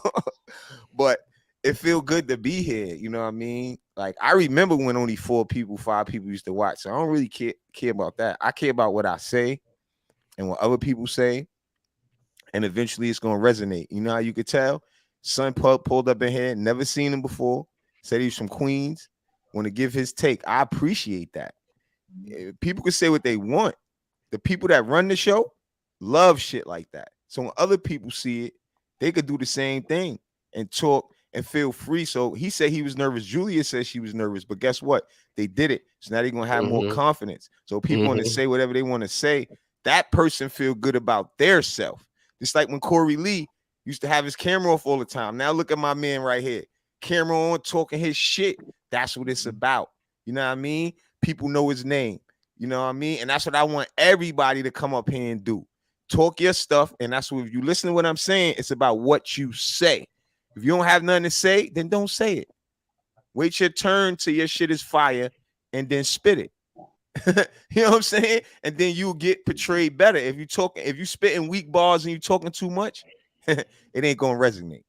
So the people gonna listen to this. And that's why I always say I care about what I say, my replies, my takes, and the dialogue that all of us men is having up here. And it's a good one. We got strangers that we don't know coming. I got friends that I haven't talked to in a while coming up here. That's dope. And more is gonna come. If I hit 50 people and only 5 pulled up, that's good enough for me. Next time it'll be 7 and then 12, and we're gonna keep going in that direction because we're gonna go on 3 times a week again. You know what I'm saying? Just like he said. I'm speaking for me and L. Yeah. I mean, it's so many dope moments of hip hop. It goes on and on, but that's one of the things we just wanted to chime in on. Hip hop is dear to our hearts. Something that we grew up on. It transitioned over to being part of sports, which made it even dope. When I know I played baseball, so when you was coming out and you got your little song playing or whatever song they playing at that moment, it just seemed like it always was a hip hop song. It wasn't really Take Me Out to the Ball Game. It was some hip hop song, whatever was out at that time. So hip hop has always been a part of me, and for Hardwell too. For all these guys on the panel, it meant something to us. So we just wanted to take our hats off and salute hip hop for 50 years. Happy birthday, hip hop. You know, just take time out to give props where props is due. Because even and reminisce. Like because even with us, even with the way how we dress, like we all got our hats on, right? That's hip hop. That's hip hop. Hip hop said that we could wear these baseball caps without it being a baseball game. Hip hop told us that. And Jay-Z did that too, though. Let's keep it real. We got to give credit where it's due. Even though I can't give Jay-Z. I can't give Jay-Z props on the baseball caps. We've been rocking these baseball caps. Hip hop. So who was it? Hold on. I'm not saying we haven't, but this is what I'm saying. If you look back and we rewind time, right? I said earlier that I follow rappers the same way Latrell said these kids do. The only difference was it was more knowledge being dropped, right? So who was the first rappers that you looked up to rock certain stuff? When you break it down, Hove is one of them. Because let me just finish. I'm gonna give it right to you. You know why I say Hove got to be one of them?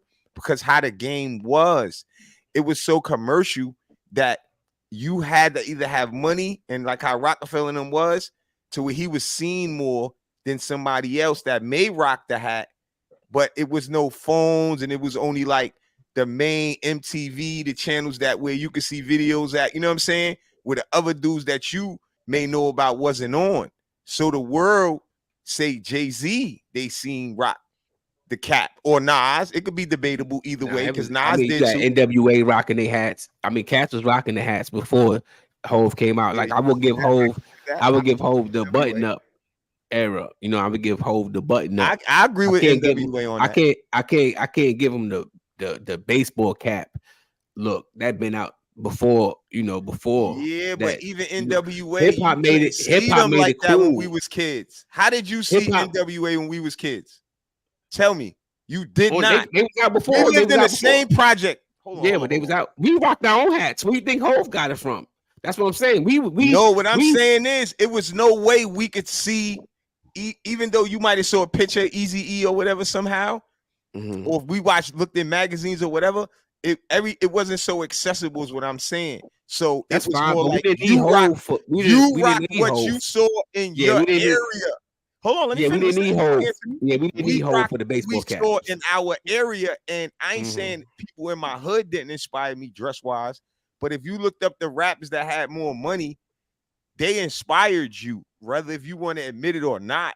They inspired you, and if you talking underground, that's fine. We was inspired by 50 and Jada and them, but that's our underground experience. That was our underground experience. That's different from what I'm trying to say. When the world is seeing these people, and when they get a chance to see them that way, like it's looked at that way. Because by the time it got accessible, that's how it looked. But now because you old enough to say Eazy-E, that's why I said good point. But when we was kids, we didn't have no way to look up nothing Eazy-E was doing. Not a thing. We didn't know. I didn't know who he was until I got a certain age, to be honest. And I was in the rap game. That's real shit. Because there was no way. You only knew what was going on in your radius. You couldn't Google shit. Well, I mean, when we found out about NWA, it was coming on. Yo, MTV Raps was coming on. That show what year was that female with D on there that they got in trouble for. I said it was MTV or only certain outlets, and you had to be a certain level to get there. And we only copied East Coast because we wasn't following West Coast. They style to us was West Coast. So if it wasn't East Coast, if it wasn't New York, we wasn't jacking it. So I don't care what we saw West Coast on MTV. I wasn't following it. And the way they bend they brim of their hat, I was not bending my hat like that. Never. We was wearing baggy shit, and the hats was too big. Them niggas had, excuse my language, they had their brims bent just like the kids wear their hats now, Eazy-E and all of them. When you finally got a chance to see them kids, it was a different style. Cali dressed different. They pants. I get it. I understand. I'm just saying when it comes down to Hove, I can't give him the baseball cap look. You know what I mean? That was something that we did. I'll give him the Yankee cap. Hove made famous, bro. He did. I mean, I said the baseball cap. I said the baseball cap. I can't. In general, Hove was one of the people that you've seen on albums. He had the most money to promote. He had the most promotion with Rockefeller. I mean, where he get it from? We was already rocking our Yankee hats. We was rocking Yankee hats Yeah, he before Hov probably was out. copied So it we from was somebody rocking. from the hood. It was somebody So, better than I mean, I Jordan. can't We give know him- that. I can't But give I'm him that. talking When I know about that the we was people rocking the that Yankee got hats the with our no L. beef Listen and what I'm saying. Rockies on. I can't give him Always that. somebody better than Jay, or Jay got it from somebody, or Jordan got some seeing somebody do it and they copied it. We get that, but the person that get put on the stage, that I'm trying to say, will get the credit for it. And people know Jay-Z was the main one when you could really be accessible, like YouTube, and watch it and see so much. Jay-Z had that cap on. I'm just saying, when it got accessible, I remember growing up, we couldn't look nothing up. I'm just comparing the errors. I remember we had two-way pages where you had to scan to get somebody information, like a Motorola. You mean? Then it changed over. That's how old we is. So I'm just going in errors. No, Then when I it mean, came listen, with the phones and you could Google and YouTube and search something in, and as those things grew, no, I you get got a it. I chance get to it. see I things get it. I'm more. just telling you from my standpoint. I can't give him when. I mean, as far back as I can remember, I always been rocking Yankee hats before Hov was even out. So I can't give him something that I was doing before he was out. Now, did he give because he had money and he was in the spotlight? Did he twist things around to make that you could rock your Yankee hat with a suit, with a button-up shirt? Yeah, Hov did that. You know what I mean? Because he gave it a different feel to be able to rock it like that. But we was rocking them Yankee hats in the hood, way before Hov was even out making music. We was rocking them. Somebody like Hov, or you have to be. Yeah, that's fine. Get big to make the I hat something. remember, like, you don't know the hat is gonna go that way. Like, I'm not making it famous. Of course, I could have rocked it. We all from the hood. I said he copied it from somebody probably. But I'm saying is he made the hat to me famous. Right? It's to me, people right, who Bugs, rocked it before him. I said that. EPMD to me made the bucket famous. When I see EPMD with they buckets on, I was like, oh. And that's not true. Now, Run DMC rocked the bucket before them. Exactly. So that's not a See, fact. That's not. I didn't say it was a fact. I'm saying to me. I said to me is what I said. To me, when I seen them with a bucket on, I resonated with them. You saw running them first. Listen, because I said to me, I resonated with EPMD more. And I'm asking you a question. I'm talking about who I saw first. I'm not saying who I resonated with. Hey, I'm not disputing who you saw first, because you can go back to Houdini and say them niggas they had it on first. So you can go before Run DMC and say other cats who had on. I just said who made the bucket look. They just had EPMD had that swag. You know what it is? L had a bucket on, ages. And I'm bad. I bet you Jay Boogie could go back further and tell us somebody else who did it before Run DMC. Yeah, it's course, always going to be errors of people who did it before the rapper. Those rappers made it famous because they had the stage. I said it again. It's people who that album with them out. They had the I Rock in the Benz, right? On that album cover. That they took in front of when they was on the cement. They had the two cars with the bucket hats on. What that was? That was the Unfinished Business, the first one. When they had the buckets on on that album cover.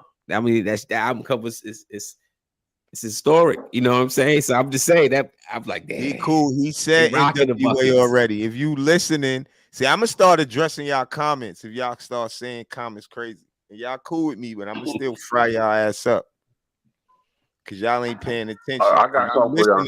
And like you just said, Julian, bro, mad people wore caps though, and I just said people wore it before them, but the person made it famous because he had the stage. Jay-Z, all these rappers saw somebody in the hood rocking some shit and they could have copied it, bro. That's how it go. But they have the platform for mad people to look at them.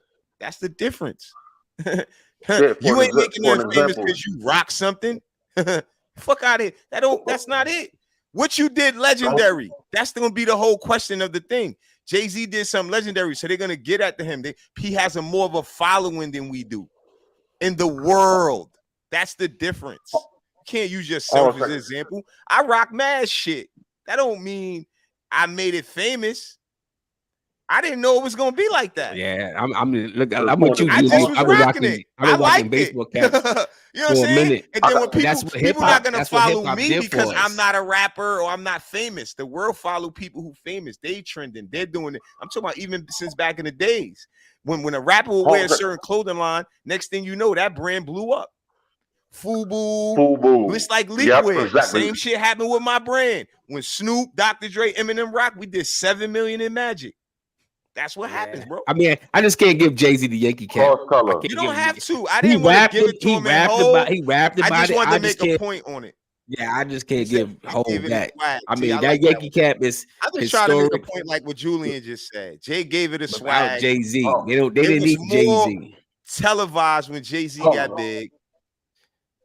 He tilted it to the side. Well, you gotta say, you can't say it like that. don't want to give Brooklyn no credit. No.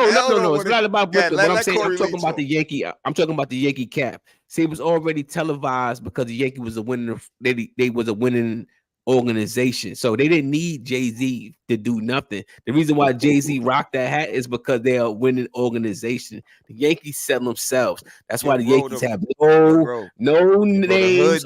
Hold on. That's what the Yankees don't have no names on the back of their jerseys.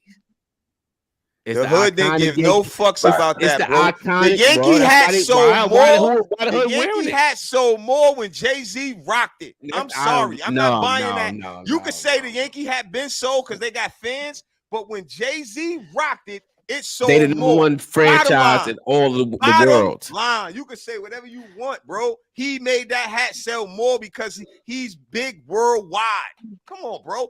First of all, Yankees is New York. The Yankees ain't gonna have mad fans in every state because Yankees they got fans of their state that they in of that baseball team. They grew up in other states.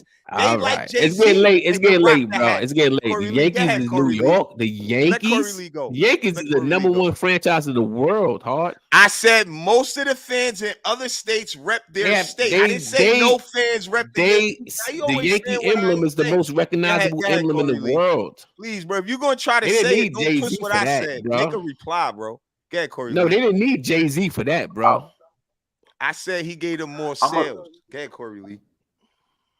Hey, I'm gonna say this. You know what I'm saying?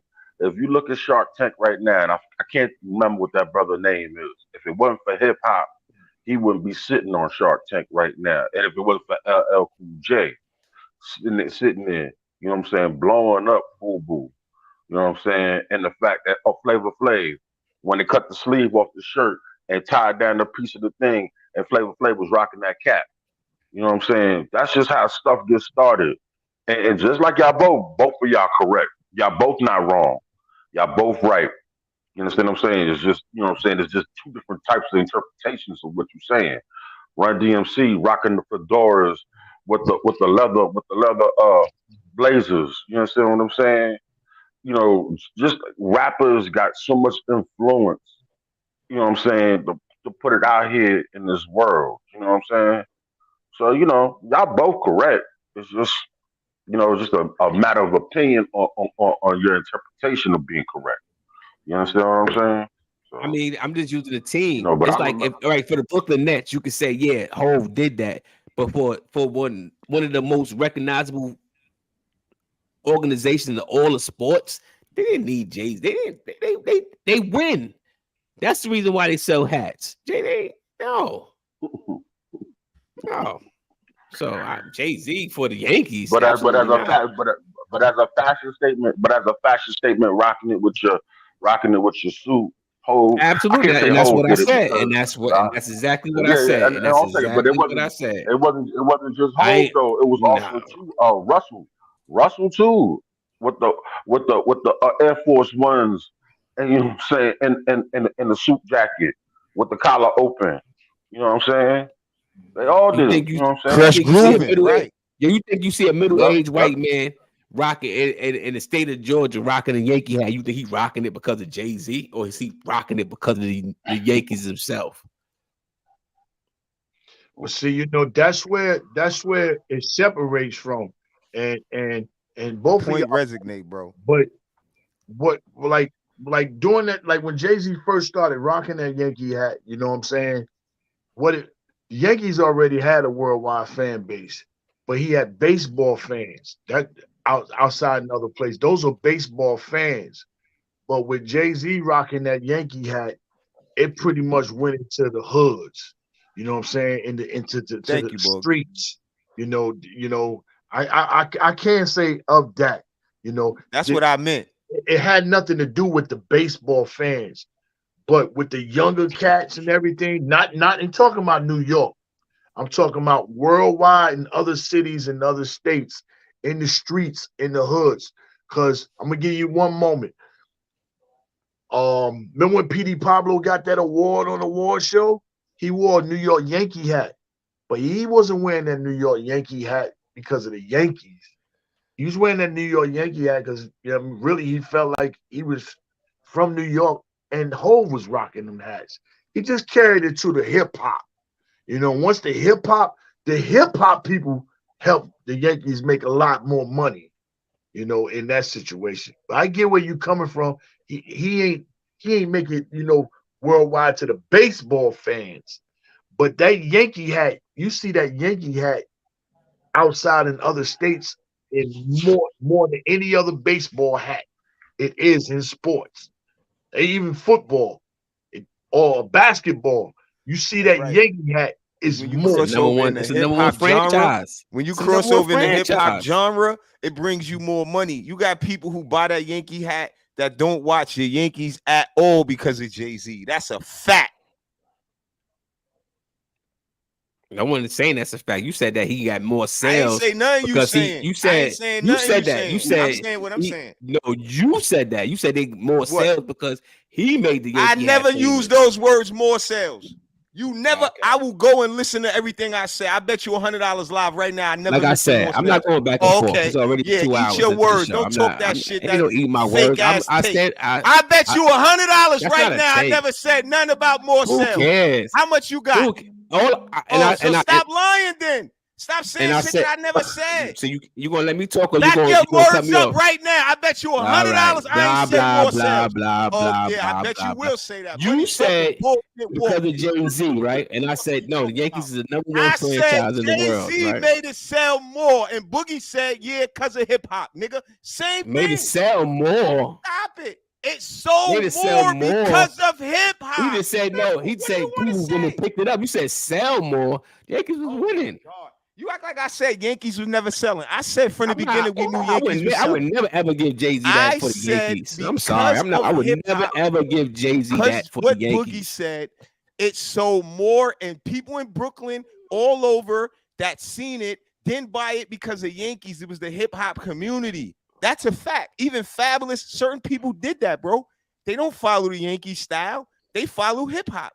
That's how it goes. Yo, when teams is winning, you got fans of all that come out of the woodworks and want to be part of that era. When the Yankees was winning, that's when Jay-Z was hot. When the Yankees was winning, when Derek Jeter and them boys was winning championships. So it was just easy for him to rock a Yankee fitted and everybody else to get on the Yankee train at that time.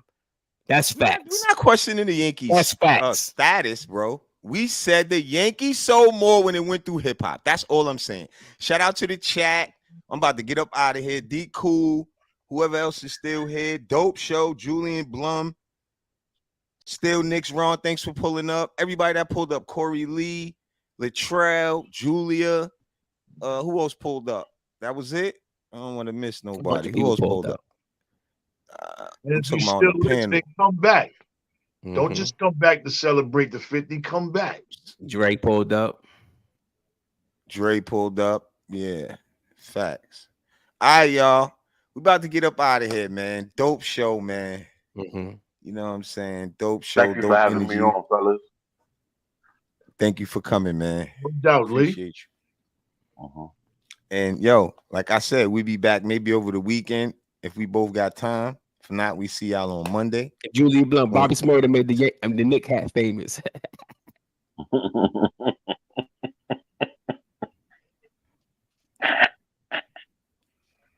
All right, y'all. We out of here off that one. We out of here with that last one right there. Peace. Bobby Smurda made the Knicks hat game, made the Knicks hat famous. See y'all. Hey, yo, Queens get the money, long time no cash.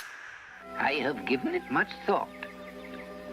It seems disaster must come. At best, only postponed. Shaolin Kung Fu, to survive, must now be taught to more young men. We must expand, get more pupils. Tell them to read that again, so that right, Julian? The knowledge will spread. Jay-Z made hip hop recognize the Yankee hat. Was the dopest to wear, so it was famous for hip hop. R.J. Barrett ahead. Here's Obi Toppin. Look out. Reach to the Bulls foul. For the love of the game. Anthony for three. For the love of the game, it's hard. Will, you already know my name. Yo, Will. Finds Barrett. Get a shot up. This is for the win.